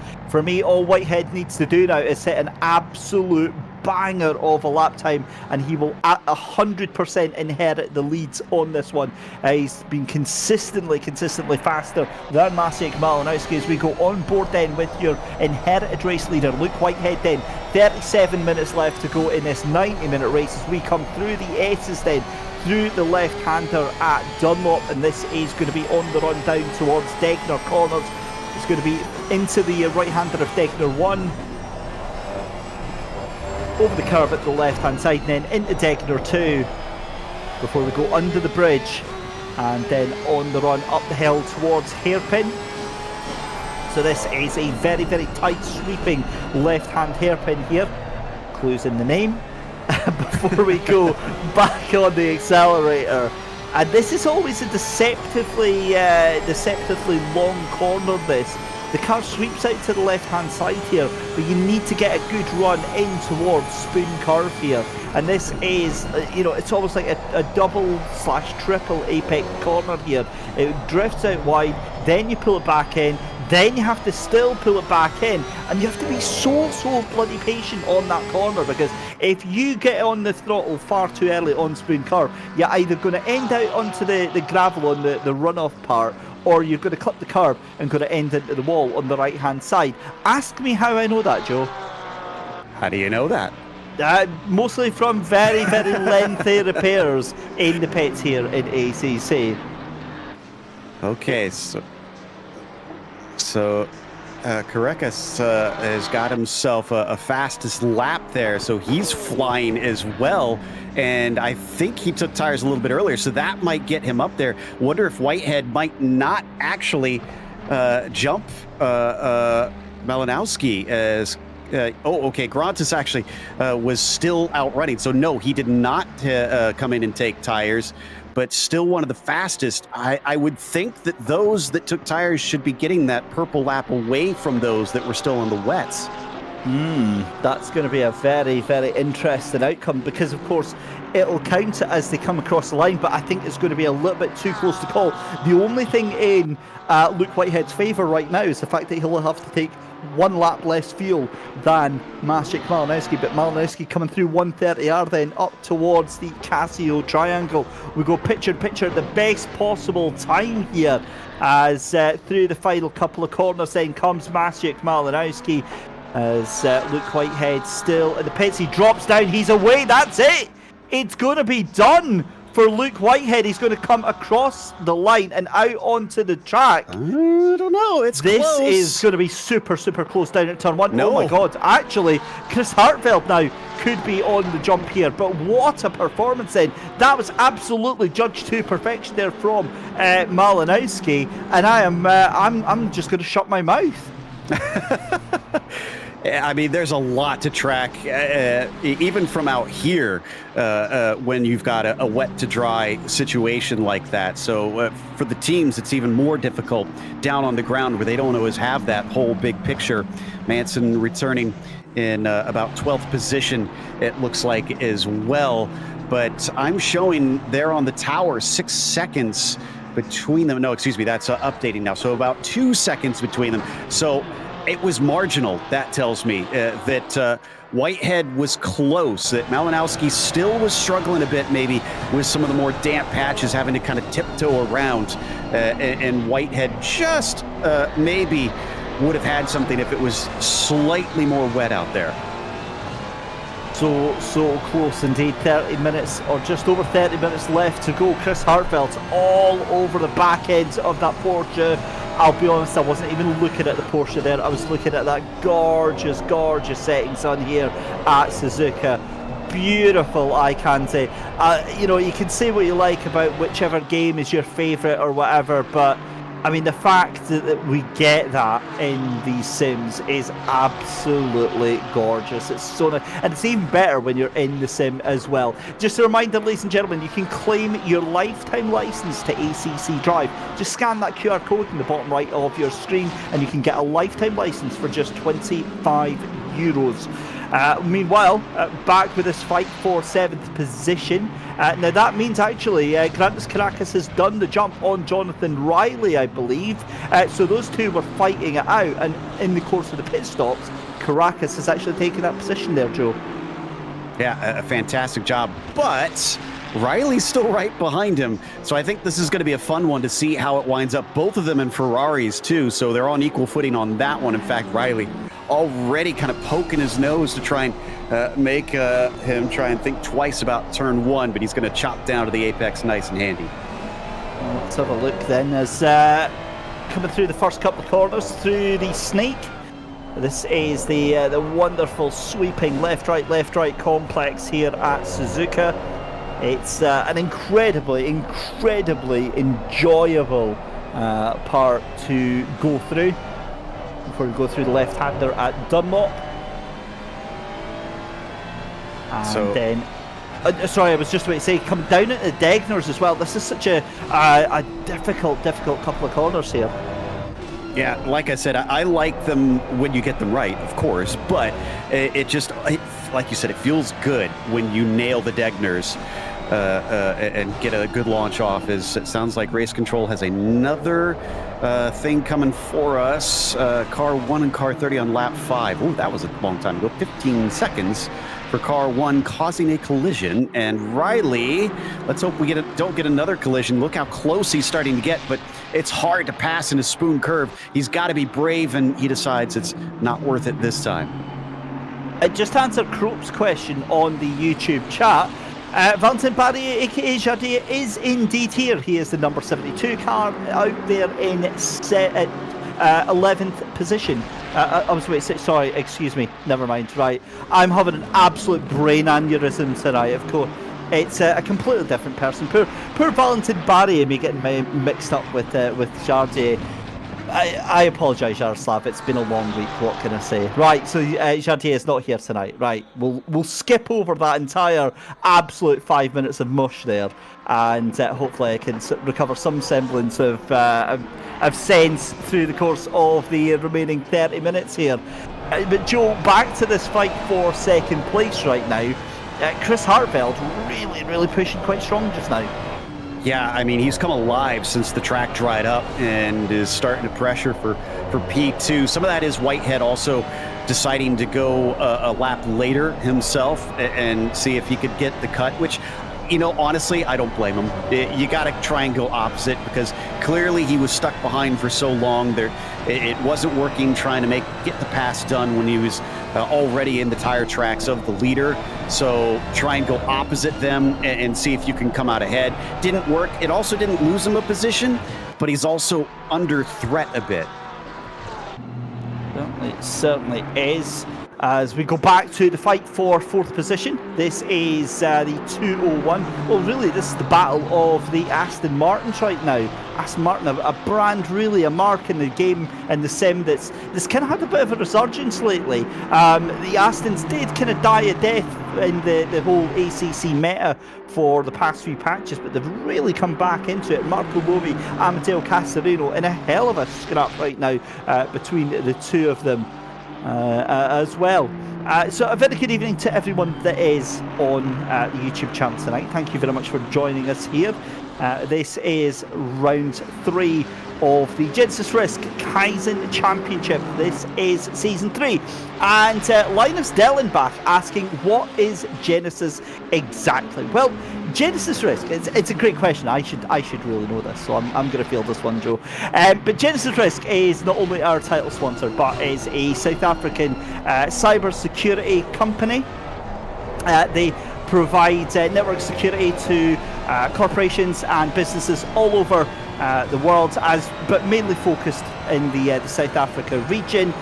They work closely with the likes of SentinelOne and with Immersive Labs to provide a real range of solutions for businesses all across South Africa to make sure that everyone in the online world can do their part to stay safe. So there you go. I hope that answers your question, and I'm looking forward to checking the post from Genisus Risk on that one. But realistically, I probably should know that one inside out. Very well done. I mean, kind of feels like the start of a joke of sorts here. As a South African company, a Scot and an American walk into a bar. What happens next? So. Well, we're about to find out next month when they fly me out to South Africa. That's what's going to happen here.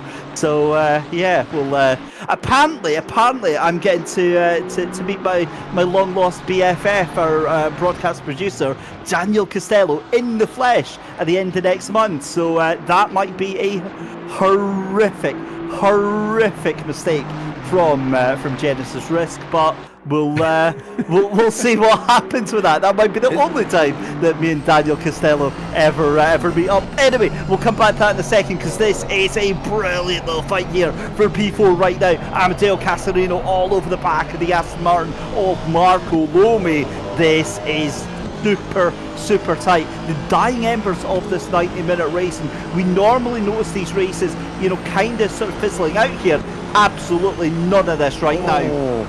And it's dicey between the pair of them looking for the inside in a 130R, but apparently having none of it as Lomi is not going to crumble to the pressure. That was gutsy stuff from all of them. And I was trying to make this point earlier, and very much looking like the case here. These trains are always the most treacherous, because if you make a mistake, it's not just that you lose one position, you're going to lose multiple in here. So you have to be just really making sure that you don't slip off the racing line. Certainly do, and it's so easy to do, though. That's the thing, especially from my experience. I'm somebody that drives in the tail lights of the people in front here, and you can see now Castorino really in between a rock and a hard place, because he wants to get this position from Marco Lomi. But who is that in the mirrors? None other than Jonathan Riley and Grantas Caracas in the two Ferraris. So it's Aston Martin versus Ferrari, a battle for the ages here at Suzuka. As do you know what, right?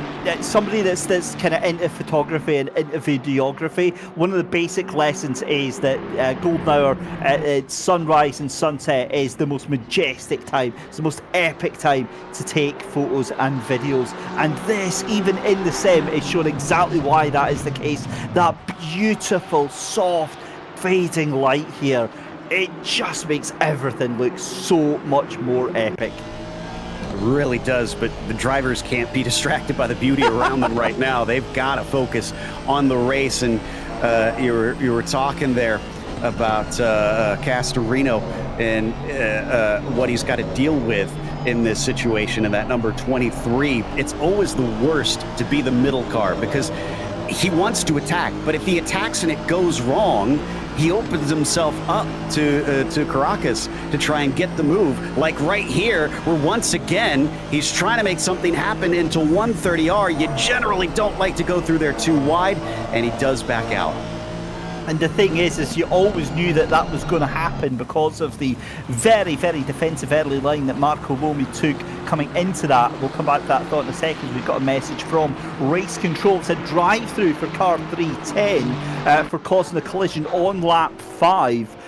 So that's between 310 and the 888 car. I've got a feeling that's already been served there because the 310 no longer showing on my timing screen. So I've got a feeling that might be a bit of a rage quit from the 310. But either way, we keep going on here. Marco Lomi still holding on to that 4th position, currently 9.5 seconds away from Chris Hartwell, who, let's face it, is in a hell of a battle up in the front as well. We'll keep our eye on that as well. But this is scintillating stuff here at Suzuka.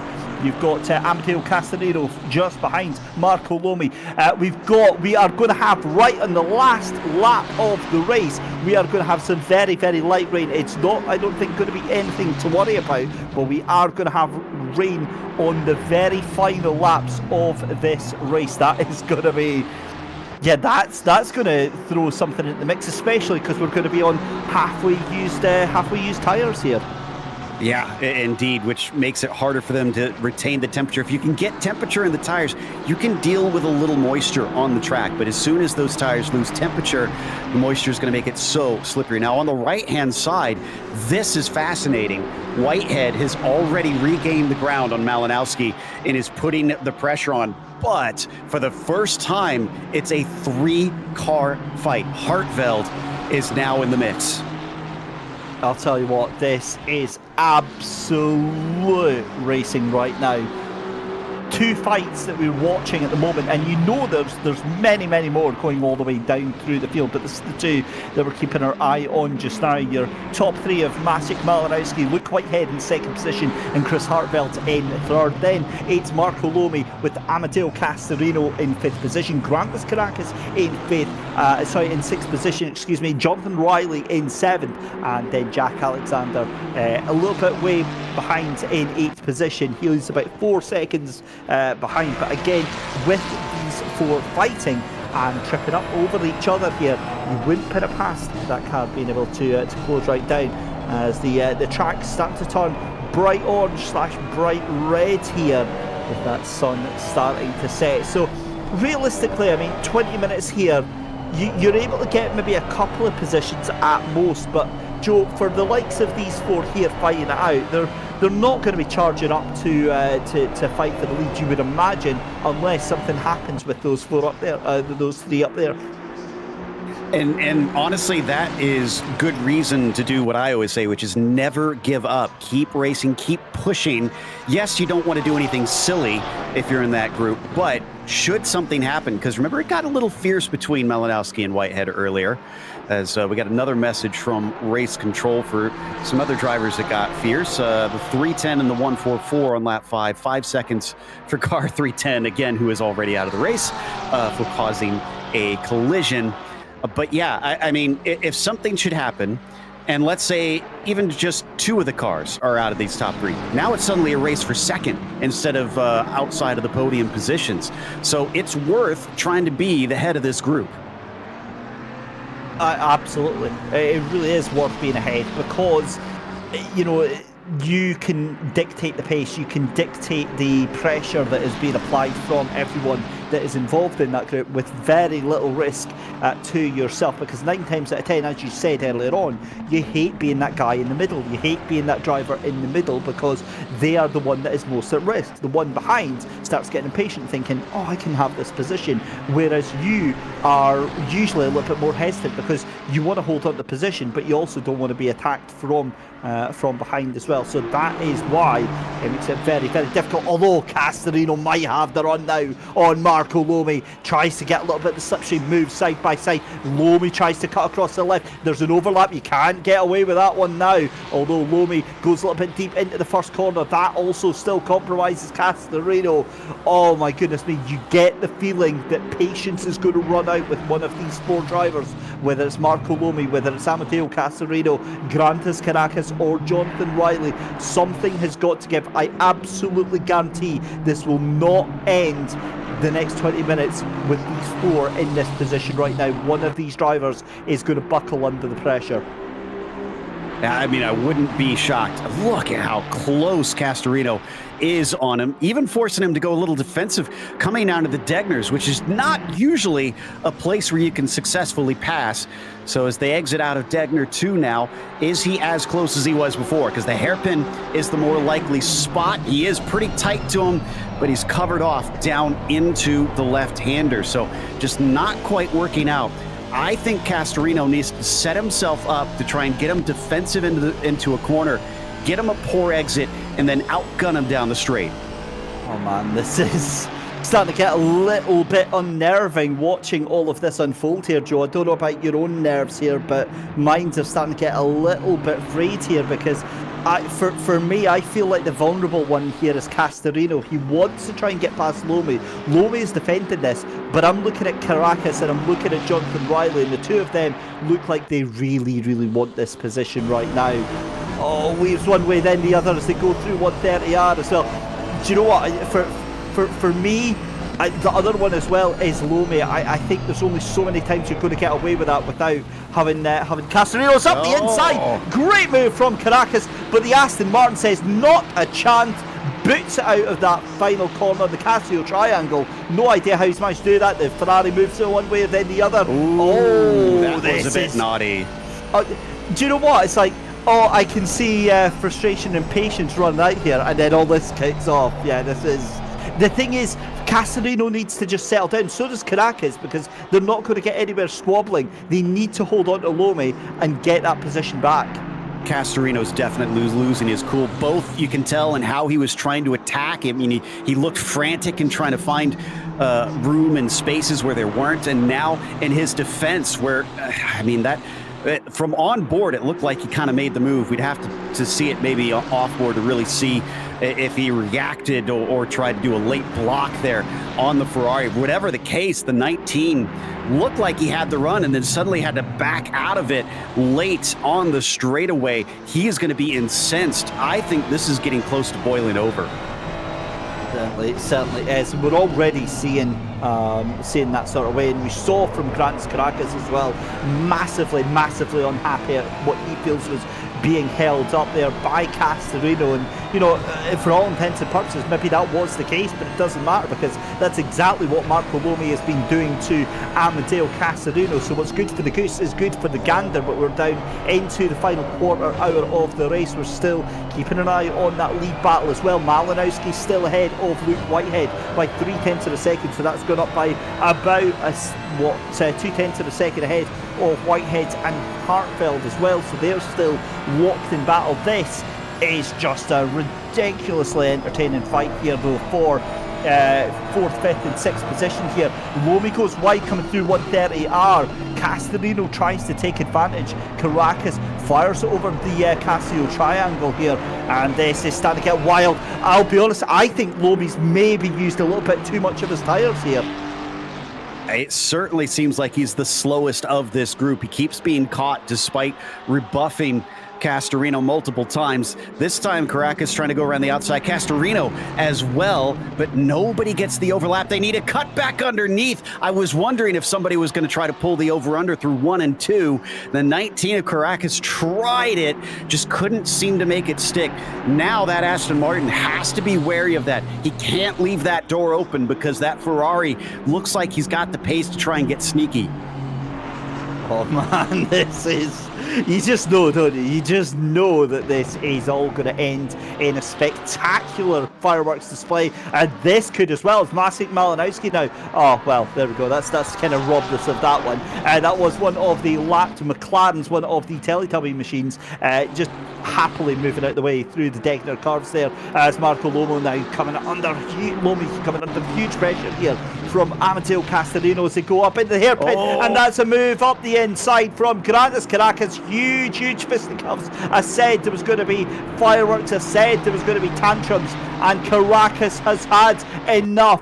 Riley wants to get past as well. He's getting thrown out to dry here. This is going to come back to haunt Amadeo Castorino because there's going to be no love lost here. That Aston Martin has lost out of position. It's very likely going to lose out another one here to the Ferrari of Jonathan Riley. And, well, I mean, there was one way that was going to end, and that was going to end with one of those Aston Martins losing out big time.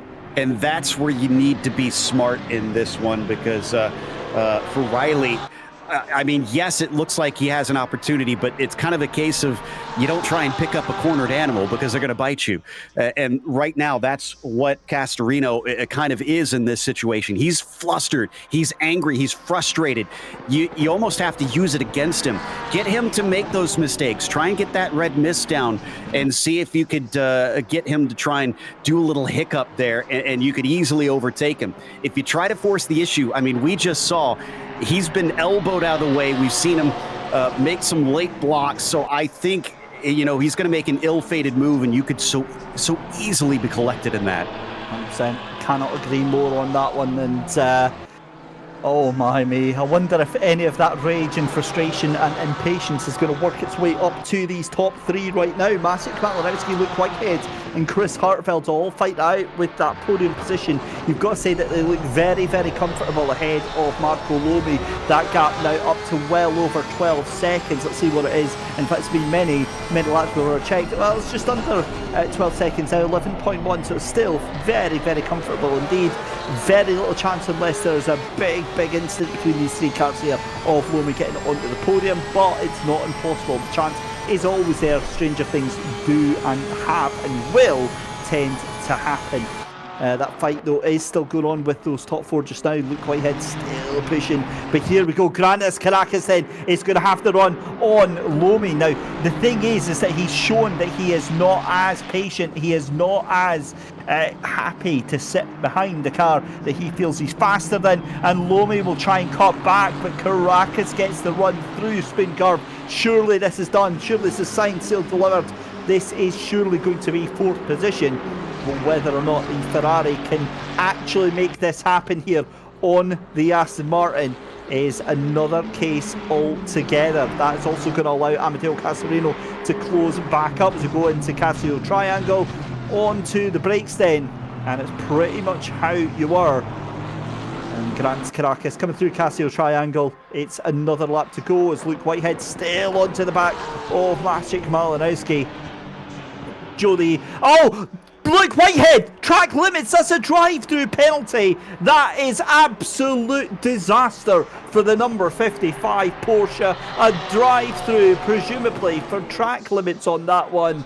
And, well, I mean, in terms of blowing a hole through your own race there, that is, that's one of the worst ways to do it. Wow. And what did I just say earlier? This group, it's important to be at the front of it because now somebody's fighting for a podium. As soon as Whitehead has to come in and serve that penalty, they're all going to get promoted.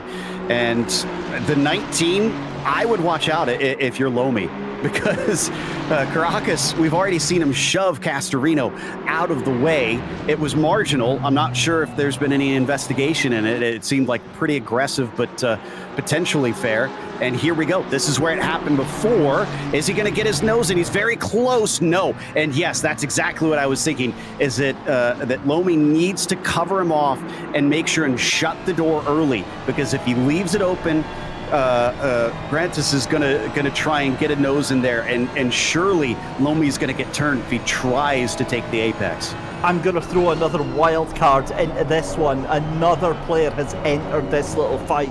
Remember how it was a 4-car battle. It's now a 5-car battle because George Boothby has joined to play. He's now on the back of this little group. George Boothby realistically could have a chance to get a podium. I cannot believe I'm saying this, but given the fact that Luke Whitehead has got a drive-through penalty, he might choose to serve that. In fact, that'll go on to, I would imagine, no, it can't. He has to serve that within 3 moves. That's wide for Grantis Caracas. Tried to force the issue there with Marco Lomi. This is now going to give the run to Amadeo Castorino. It's chaos, absolute chaos right now. Castorino has the run as into the pits then goes Luke Whitehead, and here we go down the back straight then, as that is going to be not enough for Grantis Caracas. Oh my good God, Joe Peak, what do we expect to go on happening here?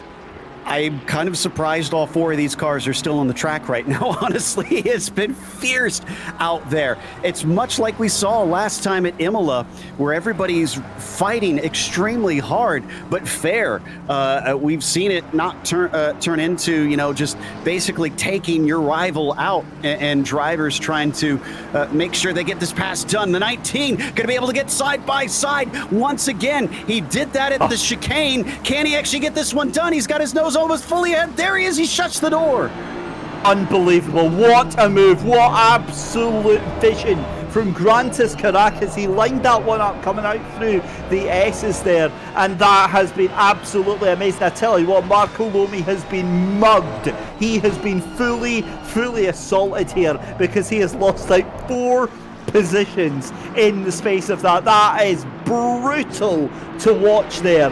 But Grantis Caracas now sits on the podium, and realistically, I don't think Castorino's got the pace. I don't think Lomi has got the pace. I don't think Riley's got the pace. But I tell you what, I think George Boothby, if he can get in amongst there, I think George Boothby might have the pace to take that final podium position here. We know he likes to fight, as Barrier also in a little bit of a battle with Pertil coming off of Spoon Curve, so could get himself higher than just a mere top 10, a 9th place, potentially late in the race. Of course, they gained those spots when Whitehead had to serve his penalty, came out quite a ways behind them. Yeah, you can't even see them down the road, so he's not a threat of trying to charge back and affect them, although Barrier down to the inside. Coming into the chicane, he manages to get alongside. The 21 is going to be given space, and it's going to be a drag race down the main stretch. Yep, side by side. It's a battle of the Aston Martins, but it's going to be David Pertil on the outside of the final corner. They touch, they rub paint against each other here. Who is going to be the last of the late breakers down into the first curve? 8.5 minutes, and somehow, some way, against all odds, David Pertil holds on to that position. Take a bow. That was absolutely incredible stuff here. As we come into the final 10 minutes of the race, then it looks like that Maciej Malinowski quite comfortable in the lead of the race ahead of Chris Hartwell, Grantis Caracas in the 3rd position ahead of Amadeo Castorino, 0.5 of a second, that gap going up as Jonathan Riley putting Castorino under pressure now as well. Marco Lomi slipping off the back of this. I take it back, I don't think George Boothby now is going to have anything in this, as we've got a driver of the day poll going on in YouTube just now, so click over onto there and make sure you pop your vote in for who you feel has won your vote. Let's have a look at who we've got up this week then, Joe. We've got Maciej Malinowski, Luke Whitehead, Grantis Caracas and Amadeo Castorino. Who takes your vote today? Yes. I mean, yeah, that's fair enough. I mean, for me, Maciej Malinowski, obviously, I mean, it's been a really good performance to get that race win, and it does look like it's going to be a race win. For me, Caracas though has just, I mean, that last move was absolutely amazing. And it was just the absolute dogged determination, the never give up attitude for me that put it for there. So that's who gets it for me on that one. Yeah, it's so hard to choose, genuinely, because Malinowski defending, being able to hold onto the lead, Whitehead for putting the pressure on this entire time and fighting so hard. Caracas with an incredible aggressive fight to get onto the podium, and then Castorino also for defense here today. I mean, he's still in fourth up there. This has been absolutely incredible from Amadeo in the way that he's been running this one after coming off the win last time out. Barrier here still stuck behind, as Pertil is going to be able to retain that ninth position.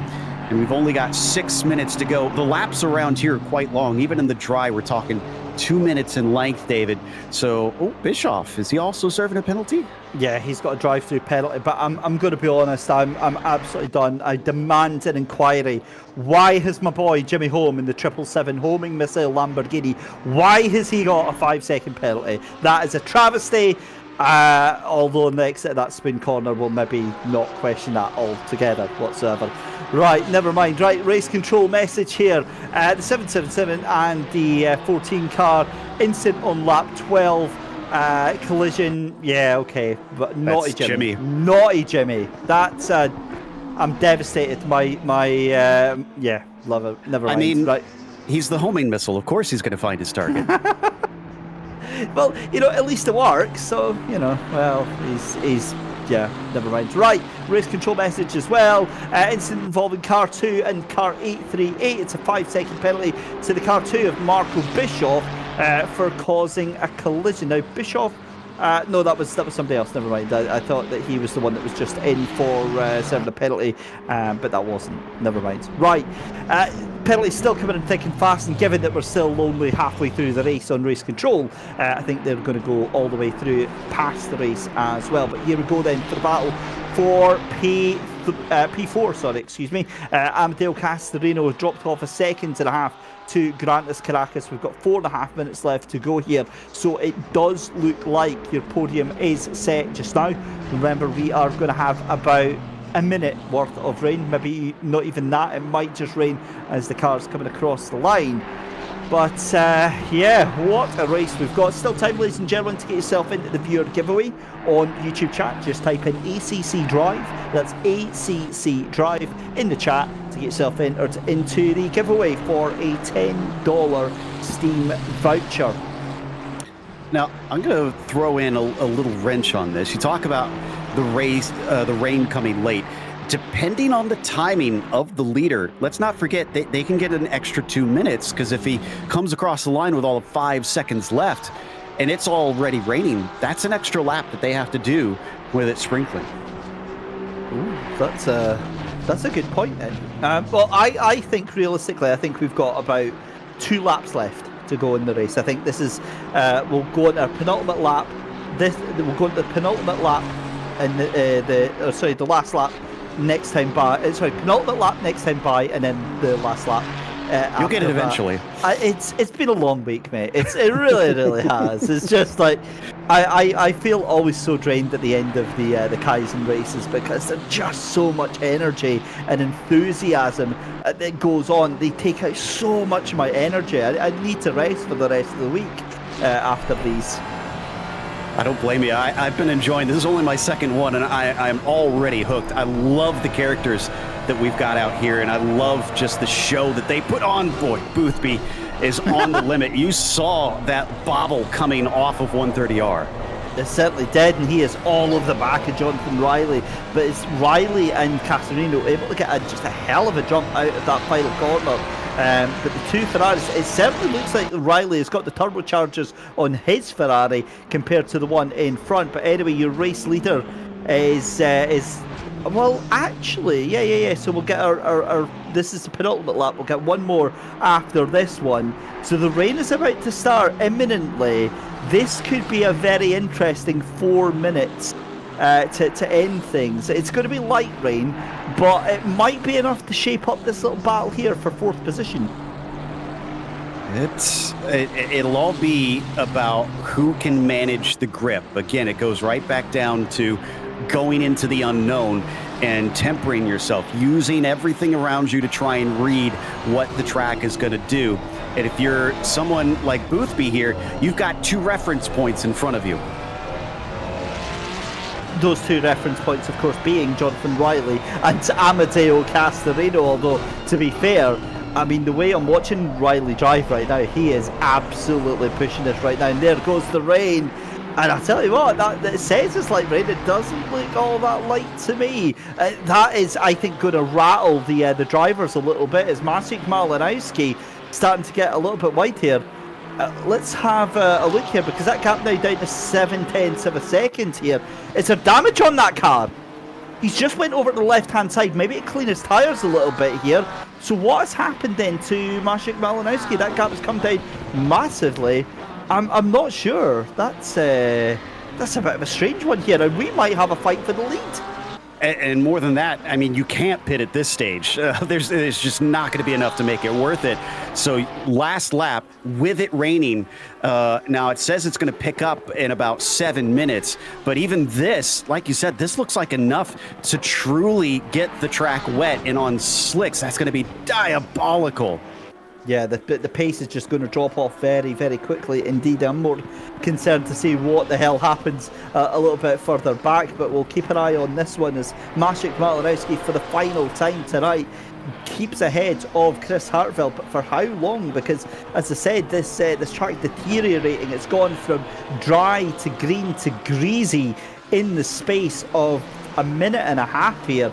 I've got a feeling it will go down to wet as Valentin Barry is still fighting with David Pertile and loses out on that position. So David Pertile somehow still holds on to 9th position. I mean, this is proper Ironman stuff going on from the 2 Aston Martins right now. Amazing, amazing scenes as we've got just half a lap left to go. Chris Hartwell, does he have anything left in the tank?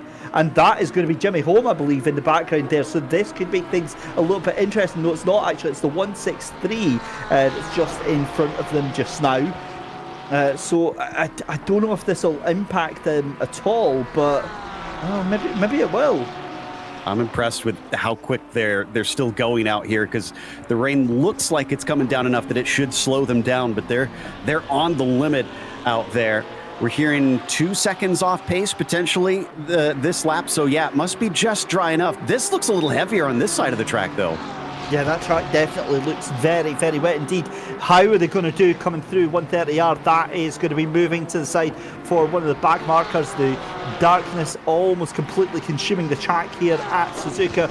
1 corner left to go down into Casio Triangle. Well, sort of, because you've also got that last long right-hander as well. But it's Maciej Malinowski who navigates Casio Triangle, and it's going to be a fantastic effort from the Porsche 992 driver to come across the line and win round 3 of the Genisus Risk Kaizen Championship Season 3 here. Chris Hartwell in 2nd position. What is going to happen? It's certainly going to be Grantas Caracas who is going to take the final step at the podium, but who is going to finish in 4th position? You can see there, Amadeo Castorino is going to come across the line in 4th position, Jonathan Riley in 5th, George Boothby in 6th position, and Marco Lomi down in P7. Meanwhile, Jack Alexander takes 8th, David Pertile will take 9th, and Valentin Barry rounds out the top 10. What a race! And oh my me, some big stories here tonight. And that was a drive worthy of a win there from Malinowski. Just unbelievable all he dealt with in this race, starting off in those wet conditions, having to try and make sure that he's good there on those first few laps when he's the first one to hit these corners, and also have his rival breathing down his neck the whole time, then have that same rival right behind him pretty much the entire race, doing a different strategy from him, still kept him behind, and then of course the wet at the end. I mean, this was a hero's drive. It really was, and I think they're very well deserved to take the plaudits that they did today. Very much looking forward to having a chat with the top 3 in the booth when we get them. But Joe, 2nd week in a row here for the Genisus Risk Kaizen Championship, and Are you hooked? 100%. This is an absolute hoot. I know I've been brought in as kind of a bit of a sub these last 2 weeks, but anytime you guys need me, I am absolutely here because this is fun. Awesome stuff. Well, the driver of the day poll is still underway. It looks like Maciej Malowski is leading that one. That will close in 2 minutes' time. So if you haven't already, get your vote in for that. We've also got quite a few giveaways to get done just now. We're waiting for the drivers to head in to the waiting room to have a chat with them. Just a reminder then, ladies and gentlemen, your top three. It was a fantastic win there for the Porsche driver of Maciej Malowski, who took that right from the very start, taking that second place after what could have been so very, very different. I mean, obviously, with Luke Whitehead, who was in the mix there for quite a bit of it, and then had that drive-through penalty. It's I mean, I think they'll be very, very disappointed with that drive-through. I mean, a lot of racing comes down to limiting mistakes, and sometimes it's even simple and small mistakes that can be way more costly than you would think they would. And if you want to see if you can keep those mistakes away, don't forget to help yourself out by claiming your lifetime license with ACC Drive. Honestly, fantastic. I think that they've got a lifetime license. How often these days, David, do you see licenses that are in perpetuity? Well, that's exactly it. That was the bit that got me, is the fact that I'm not the greatest fan of subscriptions. I can see why they have a use, but I'm also a fan of like paying once and then that's it, done and dusted. If it's something where I'm constantly getting updates and I'm constantly getting tons of value added, I can maybe see the way to go. So for me, something like Coach Dave Delta, where you're constantly getting that extra value bumped in every single month and thrown in, then I can consider it. Whereas, and for me, that's what makes it even more of a brainer for ACC Drive, because they're constantly updating the stuff anyway. It kind of feels like a steal. You know what I mean? In this day and age, where they're giving that to you, and they're just like, yeah, well, we'll give you there. But the thing is that they're a fairly new service out there. So this offer won't be around long. So it's a case of just get it while you can. As you can see in the waiting room, we've got Tortellini, aka Maciej Malowski, waiting to have a chat with us. I think it's safe to say that he'll be fairly happy, Joe, after the race today. Hello. There he is, the man himself, the man, the myth, the legends, Maciej Malowski. That was a hell of a race, buddy. Yeah, I'm still processing what happened, because I just came to this race to just like have a little bit of fun. My target was top 20, so the target has been achieved.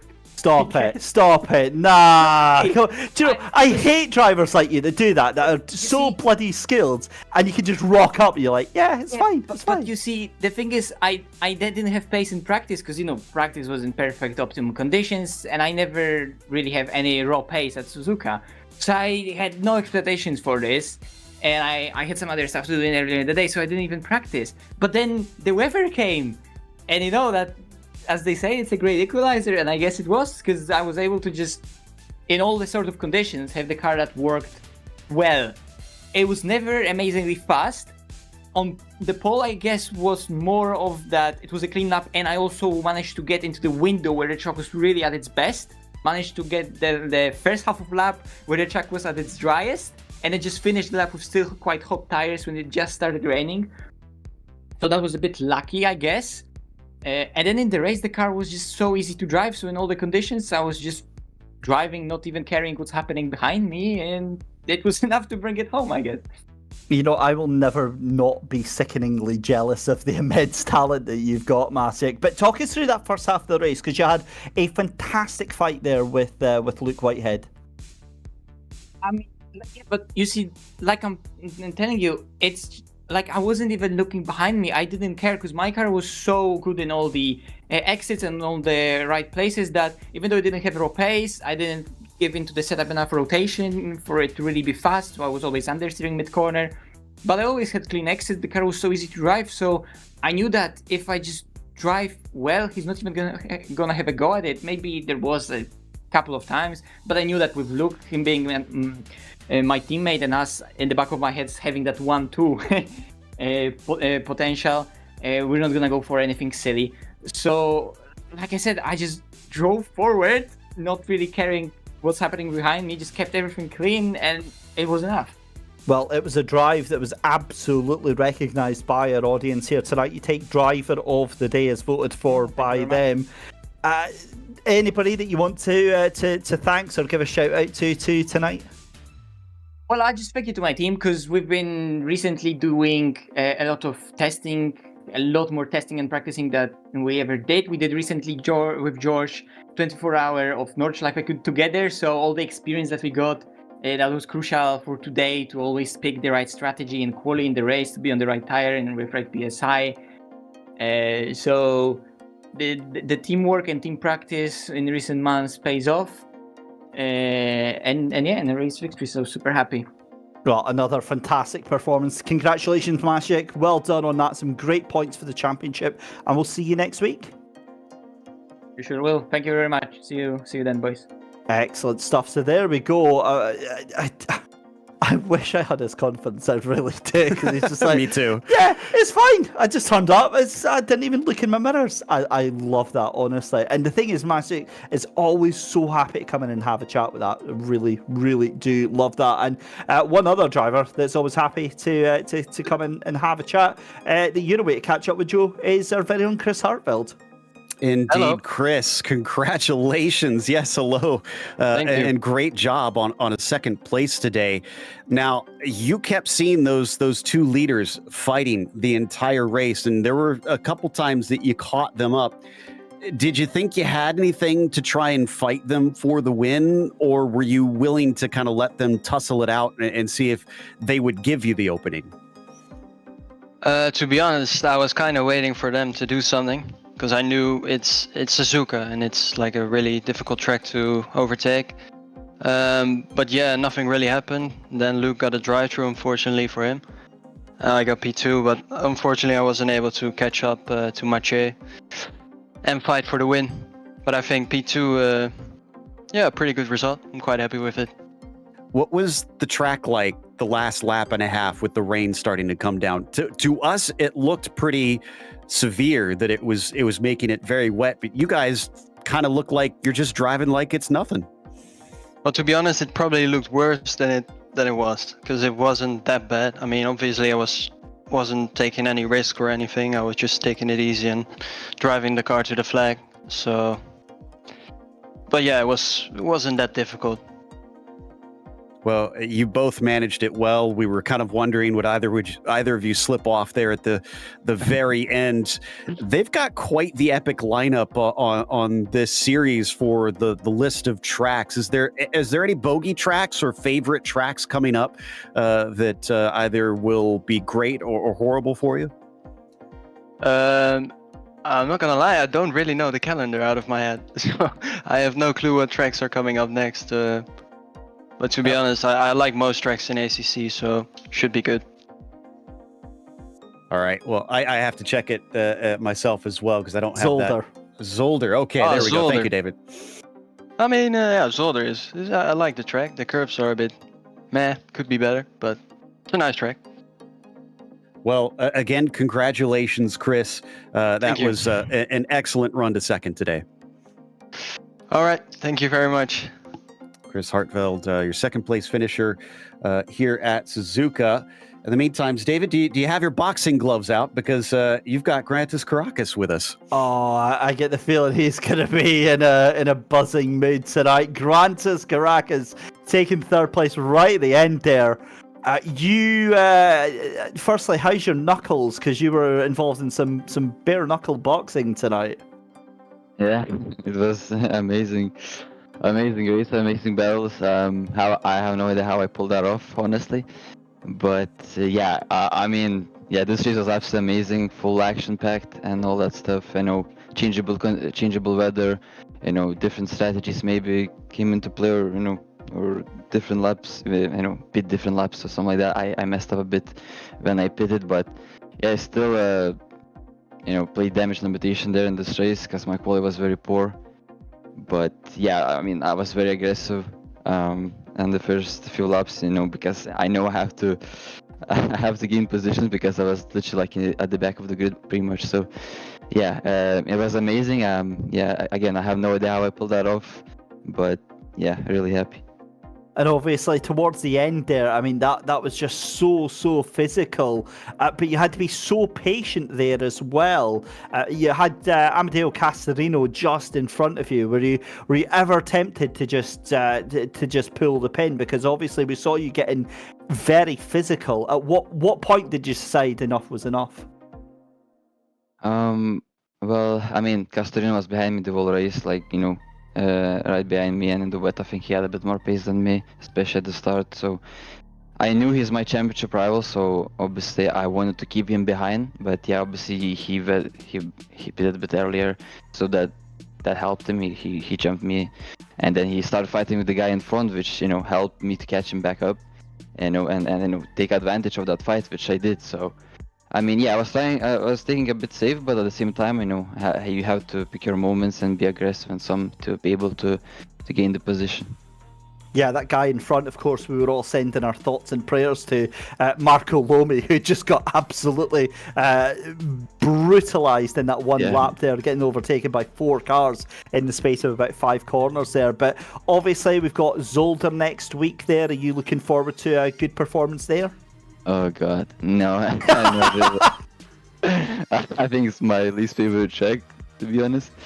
But yeah, I mean, I guess I'll just try and do something. I'll try to practice and try to maximize the result, of course.